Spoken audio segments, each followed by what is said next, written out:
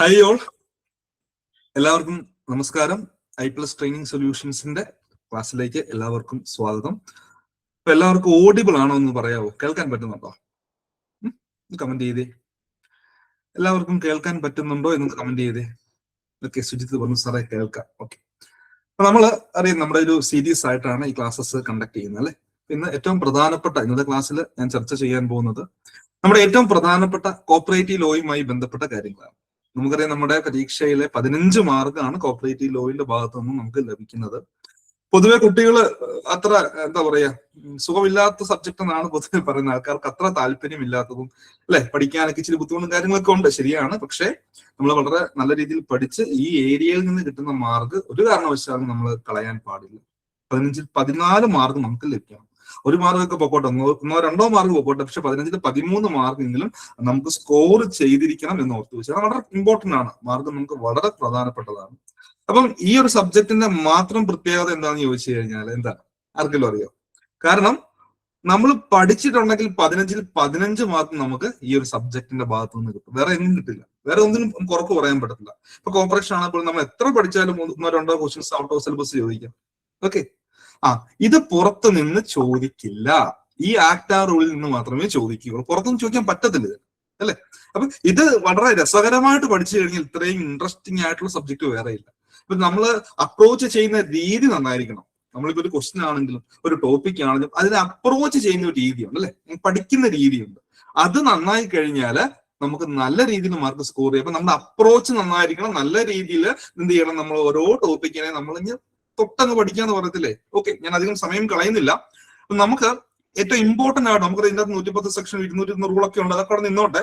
പക്ഷെ നിങ്ങൾക്ക് നിങ്ങളുടെ എക്സാം പോയിന്റ് ഓഫ് വ്യൂവിൽ ഇവർ ഏറ്റവും കൂടുതൽ ചോദിച്ച മേഖലയും ഇവർ ഏറ്റവും കൂടുതൽ ചോദിച്ച ക്വസ്റ്റ്യൻസുമാണ് ഞാൻ ഇന്നിവിടെ നിങ്ങൾക്ക് വേണ്ടി പ്രിപ്പയർ ചെയ്തിട്ടുള്ളത് കേട്ടോ. ഇവർ ഏറ്റവും കൂടുതൽ ചോദിച്ചൊരു ഏരിയ ഉണ്ട്. ആ ഏരിയയിൽ നിന്നുള്ള കാര്യങ്ങളും അതോടൊപ്പം തന്നെ എന്താണ് പ്രോപ്പർ ആയിട്ടുള്ള നല്ല നല്ല ക്വസ്റ്റ്യൻസുകളും നമുക്കിന്ന് ചർച്ച ചെയ്തു പോകാം. ഒറ്റ കാര്യം മാത്രമേ ഉള്ളൂ, എല്ലാവരും ക്ലാസ്സിൽ നന്നായിട്ട് റെസ്പോണ്ട് ചെയ്യുക. ഓക്കെ, സ്റ്റാർട്ട് ചെയ്യാം. ഓക്കെ, നമുക്കറിയാം നമ്മൾ ഏറ്റവും കൂടുതൽ ഇപ്പൊ നിലവിലെ സാഹചര്യത്തിൽ ക്വസ്റ്റ്യൻസ് ചോദിക്കുന്ന ഒരു മേഖലയാണ് ഈ ഡെഫിനേഷന്റെ ഭാഗത്ത് നിന്ന് ക്വസ്റ്റ്യൻസ് ചോദിക്കാറുണ്ട്. നിങ്ങൾ ശ്രദ്ധിച്ചാൽ നിങ്ങൾക്കറിയാം, ഡെഫിനേഷന്റെ ഭാഗത്ത് നിന്ന് ചോദ്യങ്ങൾ ചോദിക്കാറുണ്ട്. അപ്പൊ അതിൽ ഏറ്റവും പ്രധാനപ്പെട്ടതായിട്ട്, കാരണം ഈ ഡെഫിനേഷന്റെ ഭാഗത്തു നിന്നാണെങ്കിൽ പോലും അമെന്റ്മെന്റ് ചെയ്ത കാര്യങ്ങളാണ് ചോദിക്കുക. കൂടുതലും അമെന്റ്മെന്റ് ചെയ്തതും അതായത് പുതിയതായിട്ട് ആഡ് ചെയ്തതും ആ നിലവിൽ എന്തെങ്കിലും മാറ്റം വരുത്തിയതുമായിട്ടുള്ള കാര്യങ്ങളാണ് ചോദിക്കുക. അപ്പൊ നമുക്ക് സ്ഥിരം ഇപ്പൊ കഴിഞ്ഞ കുറെ പരീക്ഷകളിൽ നമ്മൾ നോക്കുമ്പോൾ നമുക്ക് സ്ഥിരം ചോദിക്കുന്ന ഒരു മേഖലയാണ് ഫെഡറൽ കോഓപ്പറേറ്റീവ് സൊസൈറ്റി അല്ലെ. എവിടെയാണ് സെക്ഷൻ 2IB പറഞ്ഞിട്ടുള്ള കാര്യമാണ് ഫെഡറൽ സംഘങ്ങൾ. കേൾക്കുമ്പോൾ വളരെ സുഖമായിട്ട് തോന്നുമെങ്കിലും കാര്യങ്ങൾ മനസ്സിലാക്കി പഠിക്കാം. അപ്പൊ എന്താണ് ഒരു ഫെഡറൽ സംഘം എന്ന് പറഞ്ഞാൽ നോക്കിയേ, ഇപ്പൊ ആദ്യം മനസ്സിലാക്കുക IBയിലാണ് കേട്ടോ.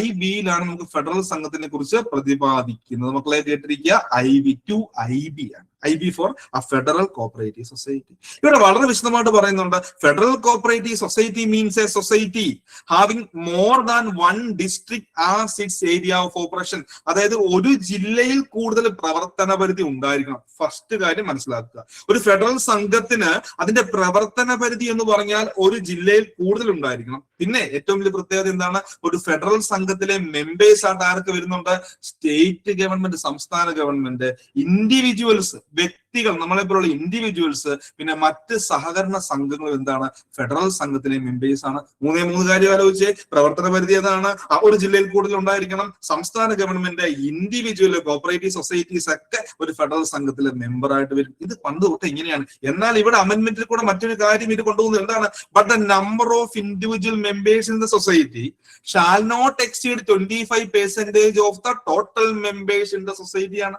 അതായത് ഒരു ഫെഡറൽ സംഘത്തിലെ ടോട്ടൽ അംഗങ്ങളുണ്ടല്ലോ, ഞാൻ പറഞ്ഞു ആരൊക്കെ അംഗങ്ങളായിട്ട് വരിക, കമന്റ് ചെയ്തേ. സംസ്ഥാന ഗവൺമെന്റ്, ഇൻഡിവിജ്വൽസ്, കോഓപ്പറേറ്റീവ് സൊസൈറ്റി, ഇവരെല്ലാം കൂടെ വരുന്നതാണ് അവിടെ ടോട്ടൽ മെമ്പേഴ്സ്. ഇത് പറയുകയാണ്, ടോട്ടൽ മെമ്പേഴ്സിന്റെ 25% കൂടാൻ പാടില്ല ആര്, ഇൻഡിവിജ്വൽ മെമ്പേഴ്സ്. PYക്കുവാണേ പഠിച്ചോണേ. എന്താ പറഞ്ഞേ, ടോട്ടൽ നമ്പർ ഓഫ് മെമ്പേഴ്സ് ആരൊക്കെ കൂടുന്നതാണ്, state government, individuals, cooperative societies കൂടുന്ന ആ ടോട്ടൽ നമ്പർ ഓഫ് മെമ്പേഴ്സിന്റെ 25% അധികരിക്കാൻ പാടില്ല ഇതിലെ ഇൻഡിവിജ്വൽസ് എന്ന് ഓർത്ത് വെച്ചേക്കുക.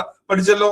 പഠിച്ചല്ലോ, ചോദിക്കുന്നുണ്ട്. ഇനി മറ്റൊരു പ്രധാനപ്പെട്ട കാര്യം ഇവർ പറയാണ്, ഇത്രയൊക്കെ കാര്യങ്ങൾ പറഞ്ഞാലും പ്രൊവൈഡഡ് ദാറ്റ് അതൊരു പ്രയോഗമാണ്, എന്നിരുന്നാലും അല്ലെ, എന്നിരുന്നാലും the condition regarding number of individual members shall not be applicable to society which are in existence before the commencement of the KCS amendment act 2023. ഇവര് പറയുന്നത് എന്താന്ന് ചോദിച്ചാൽ, നമ്മുടെ ലേറ്റസ്റ്റ് ആയിട്ടുള്ള അമെന്റ്മെന്റിലാണ് ഈ ഒരു വ്യവസ്ഥ വന്നിട്ടുള്ളത്, ഈ പ്രൊവിഷൻ വന്നിട്ടുള്ളത്. 25% അധികരിക്കാൻ പാടില്ല, ടോട്ടൽ നമ്പർ ഓഫ് മെമ്പേഴ്സിന്റെ 25% അധികരിക്കാൻ പാടില്ല ഇൻഡിവിജ്വൽസ് എന്നുള്ളത്. ഇവര് പറയാണ് ഈ അമെന്റ്മെന്റിന് മുൻപുള്ള സംഘങ്ങൾക്ക് ഇത് ബാധകമല്ല. ഈ അമെന്റ്മെന്റിന് ശേഷം ഇനിയും പുതിയതായിട്ട് ഒരു ഫെഡറൽ സംഘം വരുമ്പോൾ നമ്മൾ ഈ കണ്ടീഷൻസ് പാലിച്ചിരിക്കണം. ക്ലിയർ അല്ലേ? ക്ലിയർ അല്ലേ? വേഗം പറഞ്ഞേ. അത് നിലവിലുള്ള സംഘത്തിന് ബാധകമല്ല. നിലവിലെ KCS സഹകരണ നിയമത്തിന്റെ അമെന്റ്മെന്റ് വരുന്ന സമയത്ത് നിലവിലുള്ള സംഘത്തിന് ഈ 25% ബാധകമല്ല. പക്ഷെ അതിനുശേഷം ഈ അമെന്റ്മെന്റ് ആക്ട് വന്നതിന് ശേഷം പുതിയതായിട്ട് സംഘം രൂപീകരിക്കുമ്പോൾ, ഫെഡറൽ സംഘം രൂപീകരിക്കുമ്പോൾ ഈ കണ്ടീഷൻസ് നിങ്ങൾ പാലിച്ചിരിക്കണം. ഓക്കെ അല്ലേടാ? പെട്ടെന്ന് തമ്പി ഇത് പറഞ്ഞേ, മനസ്സിലായോ?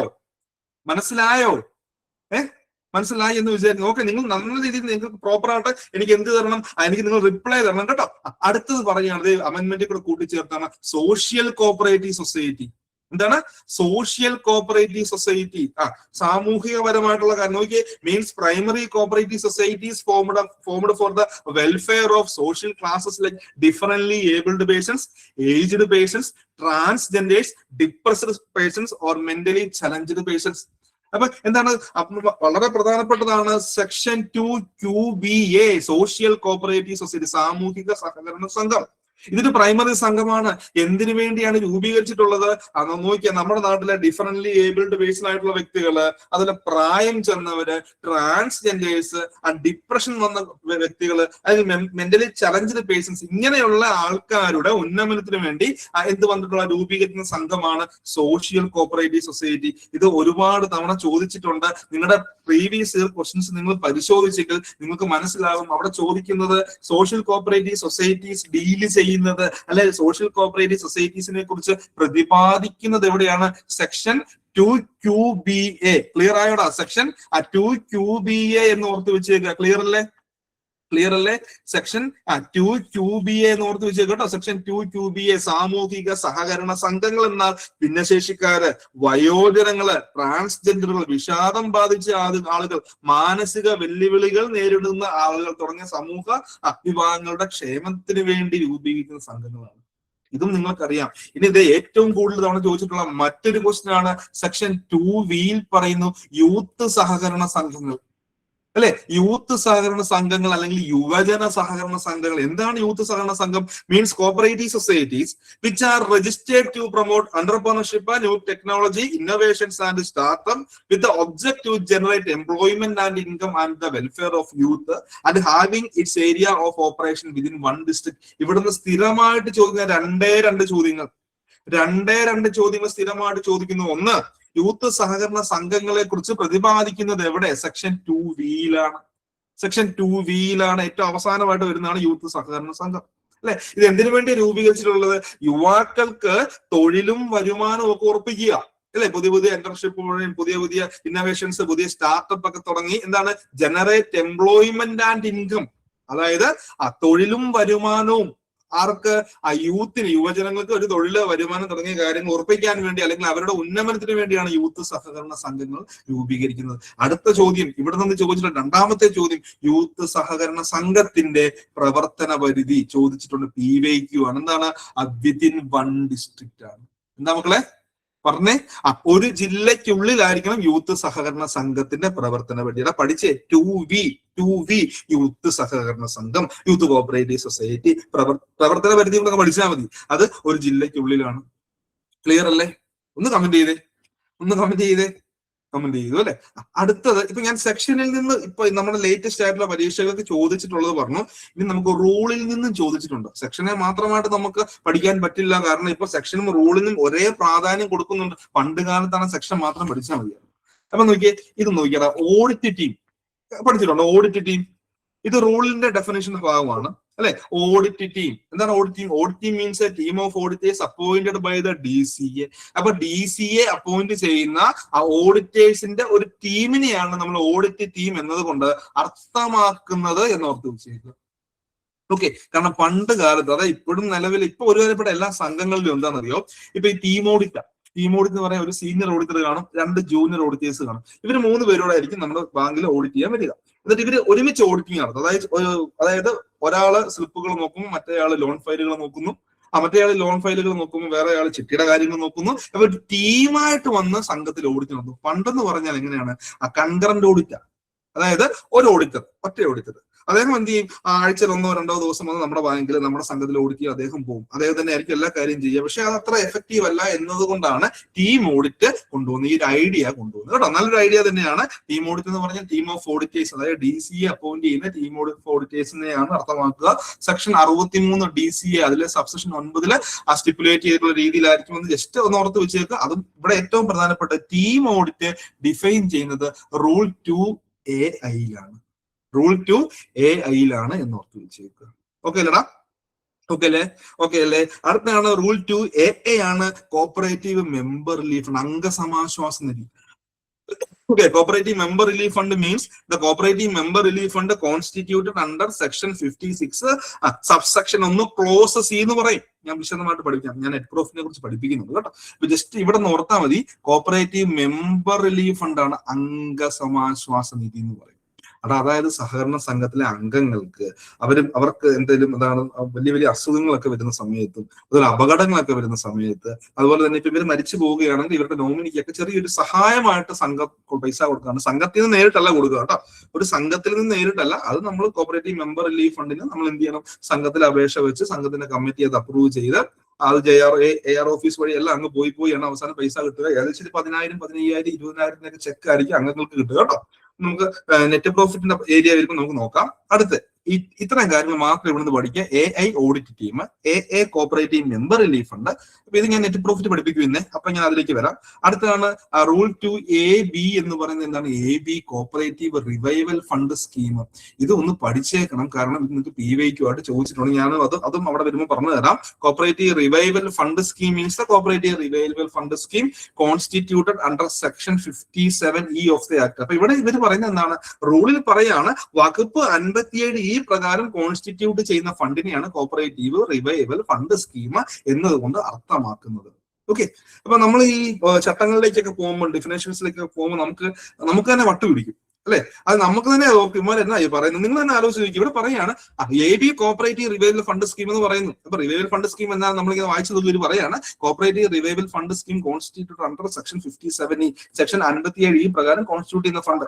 ഇവിടെ നിന്ന് നമ്മൾ തമാശയായിട്ട് തിരിച്ചു തള്ളിയാൽ ഇവിടെ നിന്ന് ഒരു ഇമ്പോർട്ടന്റ് ആയിട്ടുള്ള 2 ക്വസ്റ്റ്യൻസ് വന്നിട്ടുണ്ട്. ഒന്ന്, AB അതായത് കോപ്പറേറ്റീവ് റിവൈവൽ ഫണ്ട് സ്കീമിനെ കുറിച്ച് പ്രതിപാദിക്കുന്നത് എവിടെ, ഏത് ഡെഫിനേഷൻ അവർ ഉദ്ദേശിക്കുന്നത്, അത് റൂൾ 2AB. ഒന്നുകൂടെ, ഏത് വകുപ്പ് പ്രകാരമാണ് cooperative revival fund scheme constitute ചെയ്യുന്നത്, സെക്ഷൻ 57E. പഠിച്ചോ? നിങ്ങളെ പഠിപ്പിച്ചിരുന്നു പോവാണ്. 2 പഠിച്ചോ? കോപ്പറേറ്റീവ് റിവൈവൽ ഫണ്ട് സ്കീമിനെ കുറിച്ച് ഡിഫൈൻ ചെയ്യുന്നത് rule 2AB. Cooperative revival fund scheme constitute ചെയ്യുന്നത് സെക്ഷൻ 57E. 57 വരുമ്പോൾ കുറെ അധികം ഫണ്ടുകളെ കുറിച്ച് പഠിക്കാനുണ്ട്, അതുകൂടെ ഞാൻ പറഞ്ഞു പോകും. ഇത്രയും കാര്യങ്ങൾ ഓക്കെയാണോ? ഒരു എന്താ പറയാ, ഇമ്പോർട്ടന്റ് ആയിട്ട് കാര്യങ്ങൾ മാത്രമേ ഞാൻ പറഞ്ഞിട്ടുള്ളൂ. മസ്റ്റായിട്ട് നിങ്ങൾ പഠിക്കണം. ഓക്കെയാണ് സുജിത്തെ? ഓക്കെയാണ്. ബാക്കിയുള്ളവര് വേറെ ആരും ഒന്നും പറയുന്നില്ല. ഓക്കെയാണോ? ഒന്ന് തമ്പ് ചെയ്തേ. വിനീഷ പറഞ്ഞു സാറേ കുഴപ്പമില്ല, മുൻപോട്ട് പോയിക്കോട്ടെ. ഓക്കെ. അടുത്തത് അപ്പൊ നമുക്ക് ഇനി എന്ത് ചെയ്യാം, ഞാനിവിടെ വളരെ പ്രധാനപ്പെട്ട ഇവർ ചോദിക്കുന്ന ഒരു മേഖലയാണ് ഈ ഒരു സംഭവം പഠിച്ചേക്കുക. ഈ ഒരു സംഭവം എന്ന് പറഞ്ഞാൽ രജിസ്ട്രേഷനുമായി ബന്ധപ്പെട്ട കാര്യങ്ങളാണ്. രജിസ്ട്രേഷൻ എല്ലാം പറഞ്ഞു പോണത് തന്നെ, രജിസ്ട്രേഷന്റെ ചാപ്റ്റർ തന്നെ പഠിക്കണമെങ്കിൽ നമുക്ക് 2 മണിക്കൂർ വേണം, വളരെ ഡീറ്റെയിൽ ആയിട്ട്. അതിലേക്ക് ഞാൻ പോകുന്നില്ല. എക്സാം പോയിന്റ് ഓഫ് വ്യൂവിൽ പറയുകയാണ്, സംഘം രജിസ്റ്റർ ചെയ്യാൻ നമ്മൾ ആരുടെ മുൻപാകെയാണ് അപേക്ഷ കൊടുക്കുന്നത്? വേഗം കമന്റ് ചെയ്ത് വേഗം പോരട്ടെ. ഒരു സൊസൈറ്റി രജിസ്റ്റർ ചെയ്യാൻ ആരുടെ മുൻപാകെ അപേക്ഷ കൊടുക്കുന്നേ? പോരട്ടെ. RCCന്റെ മുൻപാകെയാണ് അപേക്ഷ കൊടുക്കുന്നത്. ഏത് വകുപ്പ് പ്രകാരമാണ് അപേക്ഷ കൊടുക്കുന്നത്? ഏത് വകുപ്പ് പ്രകാരം? പോരട്ടെ. ഏത് സെക്ഷൻ പ്രകാരം അപേക്ഷ കൊടുക്കുന്നു? Very good Vineesha. സാറേ സെക്ഷൻ 6 പ്രകാരമാണ് എന്ത് ചെയ്യുന്നത്, അപേക്ഷ കൊടുക്കുന്നത്. Very good. അപ്പൊ ഇതിന്റെ ചട്ടങ്ങളെ കുറിച്ച് പറയുന്നു. ചട്ടമുണ്ട് ഇതിന്. കാരണം സെക്ഷനും റൂളും തമ്മിലുള്ള വ്യത്യാസം എന്താ? സെക്ഷനിൽ പറഞ്ഞിട്ടുള്ള കാര്യങ്ങൾ എങ്ങനെയാണ്, അതിന്റെ പ്രാക്ടിക്കൽ പോയിന്റ് എങ്ങനെ നടത്തിക്കണം, എങ്ങനെ നടപ്പാക്കണം എന്നാണ് ചട്ടത്തിൽ ചട്ടം എന്ന് പറഞ്ഞാൽ റൂള്. സെക്ഷൻ എന്ന് പറഞ്ഞാൽ വകുപ്പും ചട്ടവും അല്ലെ നിയമവും ചട്ടവും. അപ്പൊ സെക്ഷൻ 6 അപേക്ഷ കൊടുക്കുന്നത്, സെക്ഷൻ 6 പ്രകാരമാണ് അപേക്ഷ കൊടുക്കുന്നത്. അതിന്റെ മറ്റു കാര്യങ്ങളൊക്കെ റൂളിലാണ് പറയുക. നമുക്കറിയാം എന്താണ് ഏറ്റവും ഇമ്പോർട്ടന്റ് ആയിട്ട് നമ്മൾ പഠിക്കാറുണ്ട്, അപേക്ഷ കൊടുക്കുന്നത് രജിസ്ട്രാറിന്റെ മുൻപാകെയാണ് അല്ലെ. അപേക്ഷ കൊടുക്കുന്നത് രജിസ്ട്രാറിന്റെ മുൻപാകെയാണ്. സെക്ഷൻ 6 പ്രകാരമാണ്. ഏത് ഫോം നമ്പറിലാണ് അപേക്ഷ കൊടുക്കുന്നത്? വേഗം കമന്റ് ചെയ്തേ. ഏത് ഫോറൻ നമ്പറിൽ അപേക്ഷ കൊടുക്കുന്നത്? ആ ഫോം നമ്പർ 1 ആ ഫോം നമ്പർ 1 എത്ര കോപ്പി കൊടുക്കണം? ഡ്യൂപ്ലിക്കേറ്റ് 2 കൊടുക്കണേ. ഫോം നമ്പർ 1 അപേക്ഷ കൊടുക്കുന്നു കേട്ടോ. ഇനി പ്രപ്പോസ്ഡ് ബൈലോടെ, പ്രപ്പോസ്ഡ് ബൈലോടെ എത്ര കോപ്പി വേണം? നിർദ്ദിഷ്ട bylaw, internal law of a cooperative society എന്ന് വിശേഷിപ്പിക്കുന്ന പ്രപ്പോസ്ഡ് ബൈലോ, അതായത് നാളെ ഈ സംഘം രൂപീകരിച്ച് കഴിയുമ്പോൾ ഞങ്ങൾ ഇങ്ങനെയൊക്കെയാണ് കാര്യങ്ങൾ ചെയ്യുക എന്നും പറഞ്ഞ് ഒരു പ്രപ്പോസ്ഡ് ബൈലോ, നിർദ്ദിഷ്ട ബൈലോ കൊടുക്കും. ആ നിർദ്ദിഷ്ട ബൈലോടെ എത്ര കോപ്പി വേണമെന്ന് ചോദിച്ചാൽ, നിർദ്ദിഷ്ട ബൈലോടെ എത്ര കോപ്പി വേണം? ആ നിർദ്ദിഷ്ട ബൈലോടെ 3 കോപ്പി വേണോടാ, ഓർത്ത് വെച്ചേക്കുക. നിർദ്ദിഷ്ട ബൈലോയുടെ 3 കോപ്പി അവിടെ കൊടുക്കണം കേട്ടോ. 3 കോപ്പി കൊടുക്കണേ. ഒരു സംഘം രൂപീകരിക്കാൻ എത്ര അംഗങ്ങൾ വേണം? അതും പറ. ഒരു സംഘം നാളെ നമുക്ക് ഒരു സംഘം രൂപീകരണം എത്ര പേര് വേണോടാ? 25 എന്ന് പറയല്ലേ. നോട്ട് ലെസ് ദാൻ 25, 25 എന്ന് പറയല്ലേ. അപ്പൊ 30 പേർക്ക് പറ്റത്തില്ലേ? എങ്ങനെയാണ് പറഞ്ഞേക്കുന്നത്? ആ നോട്ട് ലെസ് ദാൻ 25 അങ്ങനല്ലേ പറഞ്ഞേക്കുന്നത്. ഒരു സഹകരണ സംഘം രൂപീകരിക്കാൻ 25 കുറയാതെ, വ്യത്യസ്ത കുടുംബങ്ങളിൽ നിന്നുള്ള 25 കുറയാതെയുള്ള ആൾക്കാർ വേണമെന്നുള്ള പറയുക. നോട്ട് ലെസ് ദാൻ, അവിടെയാണ് പഠിക്കേണ്ടത്. Not less than 25 members from different family. വ്യത്യസ്ത കുടുംബങ്ങളിൽ നിന്നുള്ള 25 എന്നല്ല, 25 കുറയാതെയുള്ള ആൾക്കാർ. അപ്പൊ 30 ആയിക്കോട്ടെ, 40 ആയിക്കോട്ടെ, 50 ആയിക്കോട്ടെ, 25 കുറയാൻ പാടില്ല. ക്ലിയർ ആണെന്ന് ഞാൻ മനസ്സിലാക്കുന്നു. ഇനി ഇവിടെ പറയുകയാണ്, the application shall be send to the registrar by registered post or delivered in office in person. അപേക്ഷ വേണമെങ്കിൽ നമുക്ക് രജിസ്റ്റേർഡ് പോസ്റ്റിൽ അയക്കാം, അല്ലെങ്കിൽ നേരിട്ട് ഓഫീസിൽ കൊണ്ട് കൊടുക്കാം. ക്ലിയർ അല്ലേ? ഇനി പറയുകയാണ്, ചുമ്മാ അങ്ങോട്ട് അപേക്ഷ കൊടുത്താൽ മാത്രം പോരാ. എന്താണ്? ആപ്ലിക്കേഷൻ ഒരു രജിസ്ട്രേഷൻ ഫീസ് ഉണ്ട് അല്ലെ. ആ സംഘം രൂപീകരിക്കുന്ന ഒരു രജിസ്ട്രേഷൻ ഫീസ് ഉണ്ട്. ചോദ്യം എന്നും ചോദിക്കുന്നു, എല്ലാ പരീക്ഷയ്ക്കും ചോദിച്ചു കാണുന്നു, രജിസ്ട്രേഷൻ ഫീസ്. ഒരു സംഘം രൂപീകരിക്കുമ്പോൾ അതിന് രജിസ്ട്രേഷൻ ഫീസ് കൊടുക്കണം. ഈ രജിസ്ട്രേഷൻ ഫീസ് എന്തിന്റെ അടിസ്ഥാനത്തിലാണ്? അതിന്റെ മാനദണ്ഡം എന്താണെന്ന് ചോദിച്ചാൽ അത് സംഘത്തിന്റെ പ്രവർത്തന പരിധിയാണ്. രജിസ്ട്രേഷൻ ഫീസ് മാറിക്കൊണ്ടിരിക്കും. അത് സംഘത്തിന്റെ പ്രവർത്തന പരിധിയാണ് അവിടുത്തെ മാനദണ്ഡം. അപ്പൊ അങ്ങനെയാണെങ്കിൽ നമ്മൾ രൂപീകരിക്കാൻ പോകുന്ന സംഘത്തിന്റെ പ്രവർത്തന പരിധി ഒരു താലൂക്കിൽ കുറവാണെങ്കിൽ എന്റെ പൊന്നടാവെ 2500 രൂപ കൊടുത്താൽ. എടാ കേൾക്കുന്നുണ്ടോ? നമ്മൾ രൂപീകരിക്കാൻ പോകുന്ന സംഘത്തിന്റെ പ്രവർത്തന പരിധി ഒരു താലൂക്കിന്റെ ഉള്ളിലാണ്. ഒരു താലൂക്കിൽ കുറവാണെങ്കിൽ, വിതിന്നെ താലൂക്കിന്റെ ഉള്ളിലാണെങ്കിൽ 2500. ഇനി നമ്മൾ രൂപീകരിക്കാൻ പോകുന്ന സംഘത്തിന്റെ പ്രവർത്തന പരിധി ഒരു താലൂക്കോ അല്ലെങ്കിൽ എന്താണ് അതിൽ കൂടുതലോ, ഒരു താലൂക്കോ അതിൽ കൂടുതലോ, എന്നാൽ ഒരു ജില്ലയിൽ കുറവാണെങ്കിൽ 5000 രൂപ കൊടുക്കണേ. 5000 രൂപ കൊടുക്കണേ. ഇതിന്റെ ഇരട്ടി കൊടുക്കണേ. ഒരു താലൂക്കിന്റെ ഉള്ളിലാണെങ്കിൽ 2500. ഇനി പറയുകയാണ് ഒരു താലൂക്കോ അതിൽ കൂടുതലോ, പക്ഷെ ഒരു ജില്ലയിൽ കൂടാൻ പാടില്ല, ഇരട്ടി കൊടുക്കണേ, 5000 കൊടുക്കണേ. ഇനിയും പറയുകയാണ് സംഘത്തിന്റെ പ്രവർത്തന പരിധി ഒരു ജില്ലയാണ്, ഒരു ഡിസ്ട്രിക്ട് ആണെങ്കിൽ 6250 രൂപ കൊടുക്കണേ. കൊടുത്തോ? 6250 രൂപ കൊടുക്കണേ. അപ്പൊ നോക്കിയേ, 2500, 5000, 6250, അതിന്റെ ഡബിള്. സംഘത്തിന്റെ പ്രവർത്തനം പറ്റി ഒരു ജില്ലയിൽ കൂടുതലാ. ഒരു ജില്ലയാണ് 6250. ഒരു ജില്ലയിൽ കൂടുതലാണെങ്കിൽ എത്രയാ? അതിന് നേർ ഡബിൾ 12500. എടാ പഠിച്ചോടാ, പഠിച്ചോ? സിമ്പിൾ അല്ലേ? താലൂക്കിന്റെ ഉള്ളിൽ 2500, ഒരു താലൂക്കോ അതിൽ കൂടുതലോ, എന്നാൽ ഒരു ജില്ലയിൽ കുറവാണെങ്കിൽ 5000, ഒരു ജില്ലയാണെങ്കിൽ 6250, ഒന്നിൽ കൂടുതൽ ജില്ലകളിൽ പ്രവർത്തന പരിധി ഉണ്ടെങ്കിൽ 12500. പഠിച്ചല്ലോ? ഒരു ചോദ്യം ഉറപ്പ്. പഠിച്ചല്ലോ? പറഞ്ഞേ, സ്പീഡിൽ പറഞ്ഞേ, ഇടിച്ചിടിച്ച് നിന്നേ. നാളെ ബാങ്കിലൊക്കെ പോയി സെറ്റായിട്ട് ജോലി ആവണല്ലേ. നല്ല രീതിയിൽ അവിടെ പെർഫോമൻസ് ഒക്കെ ചെയ്യുമ്പോൾ പെട്ടെന്ന് ആ പ്രൊമോഷൻ ഇങ്ങോട്ട് വരുന്നത് കേട്ടോ. Provider okay. ഇനി പറയുകയാണ്, ഇവിടെ ഒരു കാര്യം പറയുന്നത്, ഇത്രയും പൈസയൊക്കെയാണ് നമുക്ക് രജിസ്ട്രേഷൻ ഫീസ് കൊടുക്കേണ്ടത്. എന്നാൽ പ്രൊവൈഡർ ദാറ്റ് ഇവിടെ 2-3 ഒഴിവുകളെ കുറിച്ച് പറയുകയാണ്, 2-3 ഇളവുകളെ കുറിച്ച് പറയുകയാണ്, എക്സംഷൻസ് പറയുകയാണ്. ഇവര് പറയുകയാണ്, നോക്കിയാണ്, provided that in the case of any school college cooperative society. ഇവര് പറയാണ്, രൂപീകരിക്കാൻ പോകുന്നത് സ്കൂൾ സംഘമോ കോളേജ് സംഘമോ ആണെങ്കിൽ ഈ പറയുന്ന പ്രവർത്തന പരിധി ഒന്നും നോക്കണ്ട, വെറും 100 രൂപ രജിസ്ട്രേഷൻ ഫീസ് കൊടുത്താൽ മതി കേട്ടോ. ഏത് സംഘമാണെങ്കിൽ, സ്കൂൾ സംഘമോ അല്ലെങ്കിൽ കോളേജ് സംഘമോ ആണെങ്കിൽ വെറും 100 രൂപ കൊടുത്താൽ മതി. ഇനി പറയാണ്, രൂപീകരിക്കാൻ പോകുന്ന സംഘം വനിതാ സംഘമോ അല്ലെങ്കിൽ SC/ST സംഘമോ ആണെങ്കിൽ ഇച്ചിരി വലിയ സംഘമല്ലേ. ഒരു സ്കൂൾ കോളേജ് സംഘത്തിനെക്കാളും കുറച്ചും കൂടെ വലിയ സംഘമാണ് വനിതാ സംഘം അല്ലെങ്കിൽ SC/ST സംഘം. അതുകൊണ്ട് അവരാണെങ്കിൽ 500 രൂപ കൊടുത്താൽ മതി. ഈ കാര്യങ്ങളിൽ നമ്മൾ പ്രവർത്തന പരിധിക്ക് അനുസൃതമായിട്ട് പേയ്മെന്റ് കൊടുക്കേണ്ടതാ. സ്കൂൾ കോളേജ് സംഘമാണെങ്കിൽ 100, വനിതാ സംഘമോ SC/ST സംഘമോ ആണെങ്കിൽ 500. പഠിച്ചോ? പഠിച്ചോ പഠിച്ചോ പഠിച്ചോ പഠിച്ചോ പഠിച്ചോ. ഒരു താലൂക്കിന്റെ ഉള്ളിലാണ് 2500, ഒരു താലൂക്കോ അതിൽ കൂടുതൽ, എന്നാൽ ജില്ലയിൽ കുറവാണെങ്കിൽ ഇത്രയാണ് 5000, ഒരു ജില്ലയാണെങ്കിൽ 6250, ഒന്നിൽ കൂടുതൽ ജില്ലകളാണെങ്കിൽ 12500, സ്കൂൾ കോളേജ് സംഘമാണെങ്കിൽ 100 രൂപ, പിന്നെ SC/ST സംഘമോ വനിതാ സംഘമോ ആണെങ്കിൽ 500 രൂപ. ക്ലിയർ ആയി? എനിക്കറിയാം, മനസ്സിലായി നിങ്ങൾക്ക്. ഇനി അവിടെ പറയുകയാണ്, every application for the registration of a cooperative society shall be submitted and processed through online or on physical mode. നമുക്ക് ഈ അപേക്ഷയും അതുമായി ബന്ധപ്പെട്ട എല്ലാ പ്രക്രിയകളും നമുക്ക് ഓൺലൈനിൽ കൊടുക്കാം, അല്ലെ, അല്ലെങ്കിൽ ഫിസിക്കലായിട്ടും ചെയ്യാം. ഇവിടെ ഒരു ക്വസ്റ്റ്യൻ ഞാൻ അവസാനം പറയും കേട്ടോ, ഇതുമായി ബന്ധപ്പെട്ട് നോക്കി വെച്ചോണേ. ക്വസ്റ്റ്യൻ ഞാൻ പറയുവേ, അത് വേറെ കാര്യമേ, നോക്കി വെച്ചോണേ. ഇനി നമുക്ക് ഇതിന്റെ വകുപ്പിന്റെ കാര്യം നോക്കിയാടാ. എടാ, വകുപ്പുകളിൽ നിന്ന് ചോദ്യം വരുന്നുണ്ടാ. എടാ, ഏത് സെക്ഷൻ പ്രകാരമാണ് രജിസ്റ്റർ ചെയ്ത് കൊടുക്കുന്നത്? എന്താ മക്കളെ? അയ്യോ, പെട്ടെന്ന് പറ, ഏത് സെക്ഷൻ പ്രകാരമാണ് രജിസ്റ്റർ? സെക്ഷൻ 6 പ്രകാരം നമ്മൾ അപേക്ഷ കൊടുക്കും. കേൾക്കാം അല്ലെ? ആ സെക്ഷൻ 6 പ്രകാരം നമ്മൾ രജിസ്ട്രേഷൻ അപേക്ഷ കൊടുക്കും. രജിസ്ട്രാർ, ഞാൻ രജിസ്ട്രാർ ആണെന്ന് വിചാരിക്കുക. ഞാൻ രജിസ്ട്രാറാ. ഞാൻ രജിസ്ട്രാറാണ്. എന്റെ കയ്യിൽ ഒരു സംഘം രജിസ്റ്റർ ചെയ്യാൻ വേണ്ടി ഒരു അപേക്ഷ, ഇതൊരു അപേക്ഷയാണെന്ന് വിചാരിക്കുക. ഇതൊരു ബുക്കാണ് എങ്കിൽ ഇതൊരു അപേക്ഷയാണെന്ന് വിചാരിക്കുക. അഷ്ടദളം എന്ന് പറഞ്ഞൊരു ബുക്കാണ് ഇത്. എന്താണ്? ഇതൊരു അപേക്ഷയാണെന്ന് വിചാരിക്കുക. ഞാൻ ആദ്യം എന്ത് ചെയ്യും? അപേക്ഷ എന്റെ കിട്ടി. ഏത് നമ്പറിൽ? ഫോൺ നമ്പർ 1-ലാണ് എന്റെ അപേക്ഷ കിട്ടിയത്. ഞാൻ ആദ്യം എന്ത് ചെയ്യും? ഇങ്ങനെ അപേക്ഷയൊക്കെ നോക്കുവാണോ? ആദ്യം ഞാൻ ചെയ്യുന്നത് സംഘത്തിന്റെ രജിസ്ട്രാറിന്റെ ഓഫീസിലെ ഫോം നമ്പർ 2 വലിയൊരു പുസ്തകമുണ്ട്, അല്ലെ? ഫോം നമ്പർ 2 ഒരു രജിസ്റ്റർ ഉണ്ട്, വലിയ പുസ്തകമാണ്.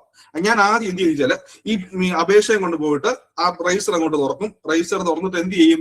ഞാൻ നോക്കും ഇനി അടുത്ത അപേക്ഷയുടെ നമ്പർ എത്ര. ഇപ്പൊ 25 അടുത്ത അപേക്ഷയുടെ നമ്പർ എങ്കിൽ 25 ഞാൻ എന്റെ ബുക്കിൽ എഴുതി ഈ കാര്യം എഴുതും. ഈ 25 എഴുതി എന്ത് ചെയ്യും? ഒരു നമ്പർ ഇട്ട് ഒരു അക്നോളജ്മെന്റ് ആർക്കും കൊടുക്കും, ഒരു കൈപ്പറ്റി ചെയ്ത് ആർക്കും കൊടുക്കും, ഈ അപേക്ഷകനും കൊടുക്കും, അല്ലെ?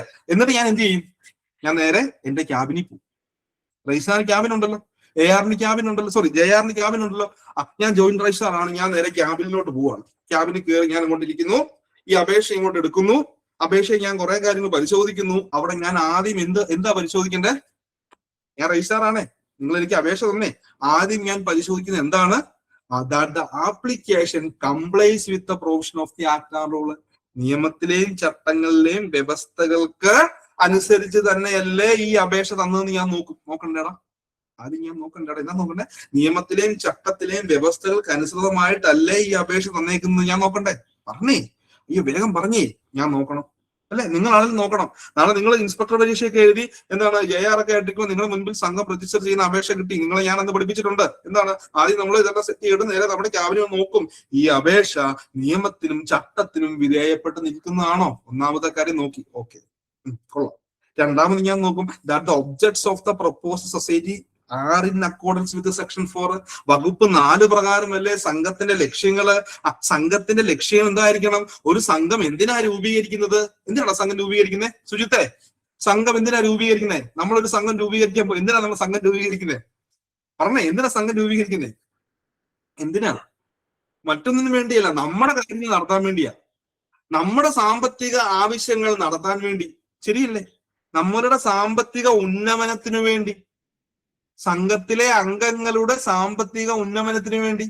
അതായത് ലോൺ ആവശ്യമുള്ളവന് ലോൺ കിട്ടണം. കയ്യിൽ കുറെ കാശുണ്ട്, അവനത് നിക്ഷേപിച്ച് പലിശ മേടിക്കണം. അപ്പൊ ഓരോരുത്തരുടെയും സാമ്പത്തിക ആവശ്യം രണ്ടാ. എനിക്ക് പൈസ ഇല്ല, എനിക്ക് ലോൺ വേണം. ഇവിടെ സുജിത്തിന് ക്യാഷ് ഉണ്ട്, സുജിത്ത് എന്ത് ചെയ്യണം? അത് വീട്ടിൽ വെച്ചുകൊണ്ടിട്ട് കാര്യമില്ല, പലിശ വേണം. അപ്പൊ സുജിത്തിന്റെ ആവശ്യം എന്താ? സുജിത്ത് ആ പൈസ കൊണ്ട് സംഘത്തിൽ എന്ത് ചെയ്യും? നിക്ഷേപിക്കും, പലിശ മേടിക്കും. ഞാൻ എന്ത് ചെയ്യും? അവിടെ പോയി ലോൺ എടുക്കും.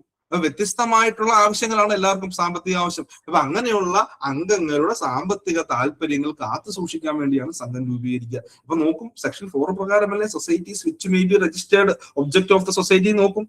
ഇനി മൂന്നാമത് നോക്കും, സംഘത്തിന്റെ പ്രവർത്തന പരിധി ഓവർലാപ്പ് ചെയ്തിട്ടുണ്ടോ എന്ന് വെച്ചാൽ നമുക്കറിയാം, നമ്മുടെ നിയമപ്രകാരം ഒരു പ്രവർത്തന പരിധിയിൽ ഒരു സ്വഭാവമുള്ള ഒരു സംഘമേ പറ്റത്തുള്ളൂ.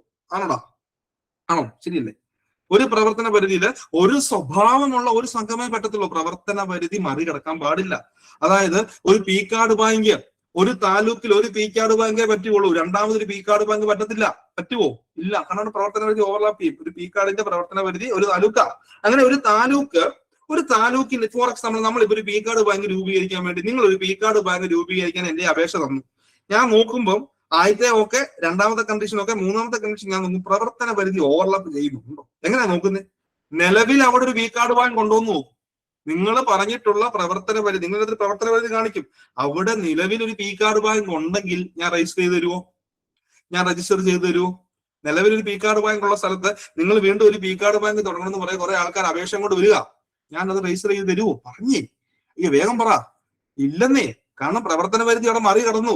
ഒരു പ്രവർത്തന പരിധിയിൽ ഒരു സ്വഭാവമുള്ള ഒരു സംഘമേ പറ്റത്തുള്ളൂ. അപ്പൊ അതാണ് മൂന്നാമത് നോക്കും. അതിന് ഞാൻ എന്താണ് സാറ്റിസ്ഫൈഡ് ആണെങ്കിൽ നാലാമത് ഞാൻ നോക്കും. നിങ്ങളെ ഒരു 3 കോപ്പി എന്റെ തന്നായിരുന്നു ഒരു സാധനത്തിന്. എന്താ സാധനം? ഒരു 3 കോപ്പി തന്ന എന്നതിന്റെ ആയിരുന്നു? എന്നതിന് ഒരു 3 പേപ്പർ 3 കോപ്പി തന്നായിരുന്നല്ലോ. എന്തോ ഒരു 3 കോപ്പി തന്നില്ലടാ അപേക്ഷയോടൊപ്പം. അതെന്തായിരുന്നു? എടാ എന്താ തന്നേ? Proposed bylaw. അതായത് നാളെ ഈ സംഘം ഞാൻ രജിസ്റ്റർ ചെയ്ത് കഴിയുമ്പോൾ നിങ്ങൾ എങ്ങനെയാണ് പ്രവർത്തിക്കേണ്ടതെന്നുള്ള ചട്ടക്കൂടാണ് അതിൻ്റെ അകത്തുള്ളത്. ഞാൻ അത് പരിശോധിക്കും. എനിക്ക് കുറെ നിയമമൊക്കെ അറിയാം. ഞാൻ ജയാറാ. ഞാൻ ഇത് പരിശോധിച്ച് നോക്കും. ഇതിൽ പറഞ്ഞിട്ടുള്ള കാര്യങ്ങളൊക്കെ നിയമത്തിനും ചട്ടത്തിനും വിരുദ്ധമല്ലല്ലോ എന്ന് നോക്കും. അതായത് എന്താണ് നിയമത്തിനും ചട്ടത്തിനും വിധേയപ്പെട്ട് തന്നെയല്ലേ ഇവരുടെ ബൈലോയിലെ കാര്യങ്ങൾ നോക്കും. അത്രയേ ഉള്ളൂ. ക്ലിയർ നോക്കും. നിയമത്തിനും ബൈലോ കുറെ സാധനം പറയും. ഇതൊക്കെ നോക്കും. കേസസ് ആക്ട് റൂളിന് എന്താ പറയുക, അതിന്റെ കേസസ് ആക്ട് റൂൾ അനുസരിച്ച് തന്നെയാണ് അല്ലെ, കുഴപ്പമൊന്നുമില്ല. അതിന് ഞാൻ സാറ്റിസ്ഫൈഡ് ആയി. അടുത്തത് ഞാൻ നോക്കുവേ, നേരത്തെ proposal society compliance with requirements of sound business. അതായത് ഒരു നല്ല ബിസിനസ് ചെയ്യാൻ ആവശ്യമായിട്ടുള്ള എല്ലാ റിക്വയർമെന്റ്സ് ഇവർ കൊണ്ടുവന്ന് നോക്കും. അതും ഞാൻ നോക്കി. എടാ മക്കളെ, ഇനി പറയാൻ പോകുന്ന കാര്യം നിങ്ങളുടെ PYQ. ഇത് ഇവന്മാർ അമെന്റ് ചെയ്തതാ അല്ലെ, ലവന്മാർ അമെന്റ് ചെയ്ത കാര്യമാണ്. ഇവിടെ ലവന്മാര് പറയാണ്, നിയമം പറയാണ് എന്താണ്, ഇവിടെ ഒരു മിനിമം ഷെയർ ക്യാപിറ്റൽ എന്ന് പറഞ്ഞൊരു കണ്ടീഷൻ കൊണ്ടുപോകുന്നു. എന്താടാ, മിനിമം ഷെയർ ക്യാപിറ്റൽ എന്ന് പറഞ്ഞൊരു കണ്ടീഷൻ കൊണ്ടുവന്നതാവേ. എന്നാന്ന് ചോദിച്ചു കഴിഞ്ഞാല് നമുക്കറിയാം, നമ്മൾ രൂപീകരിക്കാൻ പോകുന്ന സംഘം ഒന്നെങ്കിൽ ക്രെഡിറ്റ് സംഘമായിരിക്കും, അല്ലെങ്കിൽ നോൺ ക്രെഡിറ്റ് സംഘമായിരിക്കും. നമ്മൾ രൂപീകരിക്കാൻ പോകുന്ന സംഘം ഒന്നെങ്കിൽ ക്രെഡിറ്റ് സൊസൈറ്റി ആയിരിക്കും, അല്ലെങ്കിൽ നോൺ ക്രെഡിറ്റ് സംഘമായിരിക്കും. അല്ലടാ, ഒന്നെങ്കിൽ ക്രെഡിറ്റ് സൊസൈറ്റി ആയിരിക്കും, അല്ലെങ്കിൽ നോൺ ക്രെഡിറ്റ് സംഘമാണ്. ക്രെഡിറ്റ് സൊസൈറ്റി എന്ന് പറഞ്ഞാൽ വായ്പാ സംഘം കേട്ടോ. ക്രെഡിറ്റ് എന്ന് പറയുന്ന പേര് വായ്പ, കടം അല്ലെ. നിങ്ങൾ അക്കൗണ്ട്സിൽ പഠിച്ചിട്ടില്ലേ, ഗുഡ്സ് പർച്ചേസ് ഫ്രം ക്രെഡിറ്റ്. ഞാൻ ക്രെഡിറ്റിൽ കടം മേടിച്ചു അല്ലെ. അപ്പൊ ക്രെഡിറ്റ് സൊസൈറ്റി എന്ന് പറഞ്ഞാൽ എന്താണ്? വായ്പാ സംഘം. എന്താണ് വായ്പാ സംഘം എന്ന് പറഞ്ഞാൽ ലോൺ കൊടുക്കുന്ന സംഘം. ലോൺ കൊടുക്കുന്ന സംഘമാണ് ക്രെഡിറ്റ് സംഘം. നോൺ ക്രെഡിറ്റ് സൊസൈറ്റി എന്ന് പറഞ്ഞാൽ വായ്പേതര സംഘം, ലോൺ കൊടുക്കാത്ത സംഘം. ലോൺ കൊടുക്കുന്ന സംഘം ക്രെഡിറ്റ് സംഘം, ലോൺ കൊടുക്കാത്ത സംഘം നോൺ ക്രെഡിറ്റ് സംഘം അല്ലെ. അപ്പൊ ഇനി നമ്മൾ അവിടെ കണ്ടീഷൻ പറയാണ്, രൂപീകരിക്കാൻ പോകുന്നത് ക്രെഡിറ്റ് സംഘമാണ് അല്ലെ വായ്പാ സംഘമാണെങ്കിൽ നമ്മളിത് മിനിമം 2.5 ലക്ഷം രൂപ, അതായത് കുറഞ്ഞത് 2.5 ലക്ഷം രൂപ എന്തായിട്ട് കളക്ട് ചെയ്യാനൂടാ. കുറഞ്ഞത് 2.5 ലക്ഷം രൂപ നമ്മള് എന്താണ് ഷെയർ ക്യാപിറ്റലായിട്ട് കളക്ട് ചെയ്യണം. ഏത് സംഘമാണെങ്കിൽ? ക്രെഡിറ്റ് സംഘമാണെങ്കിൽ. ആണോ? പറഞ്ഞേ. ക്രെഡിറ്റ് സംഘമാണെങ്കിൽ കുറഞ്ഞത് 2.5 ലക്ഷം രൂപ ഷെയർ ക്യാപിറ്റലായിട്ട് എല്ലാവരും കൂടെ കളക്ട് ചെയ്യണം. ഇനി നമ്മൾ രൂപീകരിക്കാൻ പോകുന്നത് വായ്പേതര സംഘം, നോൺ ക്രെഡിറ്റ് സംഘമാണെങ്കിൽ അത്രയും വലിയ പ്രശ്നമില്ല, 1 ലക്ഷം രൂപ കേട്ടോ. നമ്മള് ഓർക്കുക, ക്രെഡിറ്റ് സംഘം ഇത് PYQ ആണ്. ക്രെഡിറ്റ് സംഘമാണെങ്കിൽ കുറഞ്ഞത് 2.5 ലക്ഷം രൂപ, നോൺ ക്രെഡിറ്റ് സംഘമാണെങ്കിൽ കുറഞ്ഞത് 1 ലക്ഷം രൂപയും നമ്മൾ കളക്ട് ചെയ്യണം കേട്ടോ. അപ്പൊ ഇത്രയും കാര്യങ്ങള് നമ്മുടെ രജിസ്ട്രാർ നോക്കും കേട്ടോ. രജിസ്ട്രാർ നോക്കിയിട്ട് പുള്ളി എല്ലാത്തിനും സന്തോഷവാനാണ്, എല്ലാത്തിനും തൃപ്തനാണെങ്കിൽ, അദ്ദേഹം നമ്മുടെ സംഘം അപേക്ഷ കിട്ടി 60 ദിവസമായിട്ട് അദ്ദേഹം എന്ത് ചെയ്യും, നമുക്ക് സംഘം രജിസ്റ്റർ ചെയ്ത് തരും കേട്ടോ. കൊള്ളാം അല്ലെ. എല്ലാ കാര്യങ്ങളും ഓക്കെ ആണെങ്കിൽ പുള്ളിക്കൊന്നും അപ്പീൽ സംഘം എന്നാണ് നിങ്ങൾ പോയി ബിസിനസ് തുടങ്ങുന്നതെന്ന് പറഞ്ഞ് സംഘം രജിസ്റ്റർ ചെയ്ത് ബൈലോയും രജിസ്റ്റർ ചെയ്ത് രജിസ്റ്റർ സർട്ടിഫിക്കറ്റും തരും, രജിസ്റ്റേർഡ് ബൈലോയും തരും. അതുകൊണ്ട് നമ്മൾ ഒന്ന് പ്രവർത്തനം ആരംഭിക്കുക, സംഘം വലുതാക്കുക, അടിച്ചു പൊളിക്കുക. അത്രേ ഉള്ളൂ. ക്ലിയർ. നമ്മുടെ ആവശ്യങ്ങളൊക്കെ നിറവേറ്റുക. പക്ഷെ ഇനി ഇപ്പൊ ഇത്തരം കാര്യങ്ങൾ മനസ്സിലായോ മക്കളെ? ഇത്തരം കാര്യങ്ങൾ മനസ്സിലായോടെ? വേഗം പറഞ്ഞേ, സമയം പോകുന്നു കേട്ടോ. ഇനിയും പറയാണ് പ്രൊവൈഡഡ് ദാറ്റ്. അവിടെയും ഒരു പ്രൊവൈഡഡ് ദാറ്റ് എന്ന് പറഞ്ഞാൽ ഒരു എക്സംഷൻ. ഇതൊരു പ്രയോഗമാണ് കേട്ടോ. നിയമത്തിലെ നമ്മൾ മലയാളത്തിലൊക്കെ പറയത്തില്ലേ, നമ്മൾ നല്ല സന്തോഷം പറഞ്ഞിട്ട് എന്നിരുന്നാലും എന്നാണ് പ്രൊവൈഡഡ്. ഇനി വേറൊരു പ്രയോഗമുണ്ട്, notwithstanding anything contained. അവിടെ എന്ത് തന്നെ പറഞ്ഞാലും ഇവിടെ ഇങ്ങനെയാണ്. അതാണ് നോട്ട് വിത്ത് സ്റ്റാൻഡിങ് പറയുക. പ്രൊവൈഡഡ് ദാറ്റ് എന്നിരുന്നാലും the requirement of minimum share capital in this clause shall not be applicable to cooperative societies അല്ലെ. ഇനി ഇവിടെ പറയുകയാണ്, ഈ ഇവിടെ പറഞ്ഞിട്ടുള്ള, നമ്മൾ ഈ വ്യവസ്ഥയിൽ പറഞ്ഞിട്ടുള്ള, നമ്മളിവിടെ കുറെ കാര്യങ്ങൾ വ്യവസ്ഥയിൽ പറഞ്ഞായിരുന്നല്ലോ. നമ്മൾ പറഞ്ഞിട്ടുള്ളത് ക്രെഡിറ്റ് സംഘമാണെങ്കിൽ മിനിമം 2.5, നോൺ ക്രെഡിറ്റ് ആണെങ്കിൽ മിനിമം 1 ലക്ഷം കളക്ട് ചെയ്യണം. പക്ഷെ ഈ കണ്ടീഷൻ ചില സംഘങ്ങൾക്ക് ബാധകമല്ല.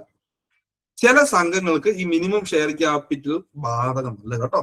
കേട്ടോ. അത് നമ്മൾ പഠിക്കണേ. ഏതൊക്കെ സംഘത്തിനാണ് മിനിമം ഷെയർ ക്യാപിറ്റൽ ക്ലോസ് ബാധകമല്ലാതെ? ഒന്നാമത്തെയാണ് SC/ST സംഘം. ഇവന്മാരെല്ലാം എടുത്തോണ്ട് കേട്ടോ. SC/ST സംഘവും സ്കൂൾ സംഘവും കോളേജ് സംഘവും വനിതാ സംഘവും ഒക്കെ ഉയർത്തപ്പെട്ട എല്ലാ കേസിന്മാർക്ക് ഇളവ് ലഭിക്കുന്നുണ്ട്. ഇപ്പൊ SC/ST സംഘത്തിന് മിനിമം ഷെയർ ക്യാപിറ്റൽ ഇല്ല. ഫിഷറീസ് സംഘങ്ങളുണ്ടല്ലോ, അവരെ കൊണ്ടൊന്നും നമ്മൾ വിട്ടേക്കുക. അവർക്കൊന്നും മിനിമം ഷെയർ ക്യാപിറ്റൽ കണ്ടീഷൻ വെക്കണ്ട. വലിയ പൈസ ഉള്ള സംഘമൊന്നും അല്ല. ഇപ്പൊ SC/ST സംഘത്തിന് മിനിമം ഷെയർ ക്യാപിറ്റൽ ഇല്ല, ഫിഷറീസ് സംഘത്തിന് മിനിമം ഷെയർ ക്യാപിറ്റൽ ഇല്ല, ഇനി വനിതാ സംഘത്തിന് മിനിമം ഷെയർ ക്യാപിറ്റൽ കണ്ടീഷൻ ബാധകമല്ല, ട്രാൻസ്ജെൻഡർ സംഘത്തിന് മിനിമം ഷെയർ ക്യാപിറ്റൽ ബാധകമല്ല, primary Anand pattern milk cooperative societies ആപ്കോസ് എന്ന് പറയും. നമ്മുടെ നാട്ടിൽ കാണുന്ന 1-2 വാർഡ് കൂടിയുള്ള ക്ഷീരോത്പാദക സംഘം, പാൽ സൊസൈറ്റികൾ. രാവിലെ അവിടെ നമുക്ക് നിങ്ങളുടെ വീട്ടിൽ പശു ഉള്ളവരാണെങ്കിൽ അവിടെ പാൽ കൊടുക്കാറുണ്ടായിരിക്കാം അല്ലെ? ഇനി നമ്മൾ അവിടെ പോയി പാൽ, നല്ല ശുദ്ധമായ പാൽ നമ്മൾ കടയിൽ നിന്നുള്ളതെ സൊസൈറ്റിയിൽ നിന്ന് മേടിക്കാറുണ്ടായിരിക്കാം അല്ലെ? അപ്പൊ ഓർത്ത് നോക്കിയേ, SC/ST സംഘത്തിന് മിനിമം ഷെയർ ക്യാപിറ്റൽ ഇല്ലേ? ഫിഷറീസ് സംഘത്തിന് മിനിമം ഷെയർ ക്യാപിറ്റൽ ഇല്ല, വനിതാ സംഘത്തിന് എന്താണ് മിനിമം ഷെയർ ക്യാപിറ്റൽ ബാധകമല്ല, ട്രാൻസ്ജെൻഡേഴ്സിന് ബാധകമല്ല, primary Anand pattern milk cooperative സൊസൈറ്റീസിന് എന്താണ് മിനിമം ഷെയർ ക്യാപിറ്റൽ ബാധകമല്ല. പിന്നെ ഇവന്മാരെ എപ്പോഴും ഓർത്തേക്കുക, സ്കൂൾ കോളേജ് സംഘം ചെറിയ സംഘമാണ്. സ്കൂൾ കോളേജ് സംഘത്തിന് മിനിമം ഷെയർ ക്യാപിറ്റൽ ബാധകമല്ല. പിന്നെ പണ്ടത്തെ ട്രഡീഷണൽ ഇൻഡസ്ട്രിയൽ കോഓപ്പറേറ്റീവ് സൊസൈറ്റീസ്. എന്റെ പൊന്നുമക്കളെ ഇതെല്ലാം പഠിച്ചോണം കേട്ടോ, കാരണം ഇതൊക്കെ ചോദിക്കുന്നുണ്ട്. ഒരു തവണ ചോദിച്ചത് ഫിഷറീസ് സംഘമാണ് ചോദിച്ചത്. എന്റെ അതായത് പഠിച്ചോണേ, ഇപ്പൊ തന്നെ എന്റെ കൂടെ പഠിച്ച് SC/ST സംഘം, പിന്നെ ഫിഷറീസ് സംഘം, വനിതാ സംഘം, ട്രാൻസ്ജെൻഡർ സംഘം, ആപ്കോസ്, സ്കൂൾ സംഘം, college society, traditional industrial cooperative society. ഇതിന് പ്രാധാന്യം SC/ST സംഘം നിങ്ങൾക്ക് അറിയാം, പിന്നെ വനിതാ സംഘവും നിങ്ങൾക്ക് അറിയാം, സ്കൂൾ കോളേജ് സംഘവും നിങ്ങൾക്ക് അറിയാം. അപ്പൊ നിങ്ങൾ ഫിഷറീസ് സംഘം, ആപ്കോസും ട്രഡീഷണൽ ഇൻഡസ്ട്രിയൽ കോഓപ്പറേറ്റീവ് സൊസൈറ്റി ഒന്ന് ഓർത്തേക്കണേ. ക്ലിയർ? ക്ലിയർ അല്ലേ? ക്ലിയർ ആണല്ലേ? അരമണിക്കൂറായി, അടുത്തേക്ക് പോകാം. ഓക്കെ, ഒന്ന് തമ്പി ചെയ്ത് ഓക്കെ ആണെങ്കിൽ, ഇത്തരം കാര്യം ഓക്കെ ആണെങ്കിൽ ഒന്ന് സാറേ ഓക്കെ ആണ്, കുഴപ്പമില്ല, ഇച്ചിരി സ്പീഡ് ഉണ്ടെന്ന് എനിക്കറിയാം, എങ്കിലും കുഴപ്പമില്ല. അടുത്ത പറയാണ്. ഓക്കെ, അടുത്തതാണ് ഈ എല്ലാ കാര്യങ്ങളും ഓക്കെ ആണെങ്കിലാണ് സംഘം രജിസ്റ്റർ ചെയ്ത് കൊടുക്കുക അല്ലെ? ആണോടെ? എല്ലാ കാര്യങ്ങളും ഓക്കെ ആണെങ്കിലാണേ നമുക്ക് രജിസ്റ്റർ ചെയ്ത് തരിക. എല്ലാ കാര്യങ്ങളും ഓക്കെ അല്ലെങ്കിലോ? അതുകൊണ്ട് നമ്മൾ ചിന്തിക്കണേ. അപേക്ഷ പ്രോപ്പറായിട്ട് അല്ല അല്ലെ?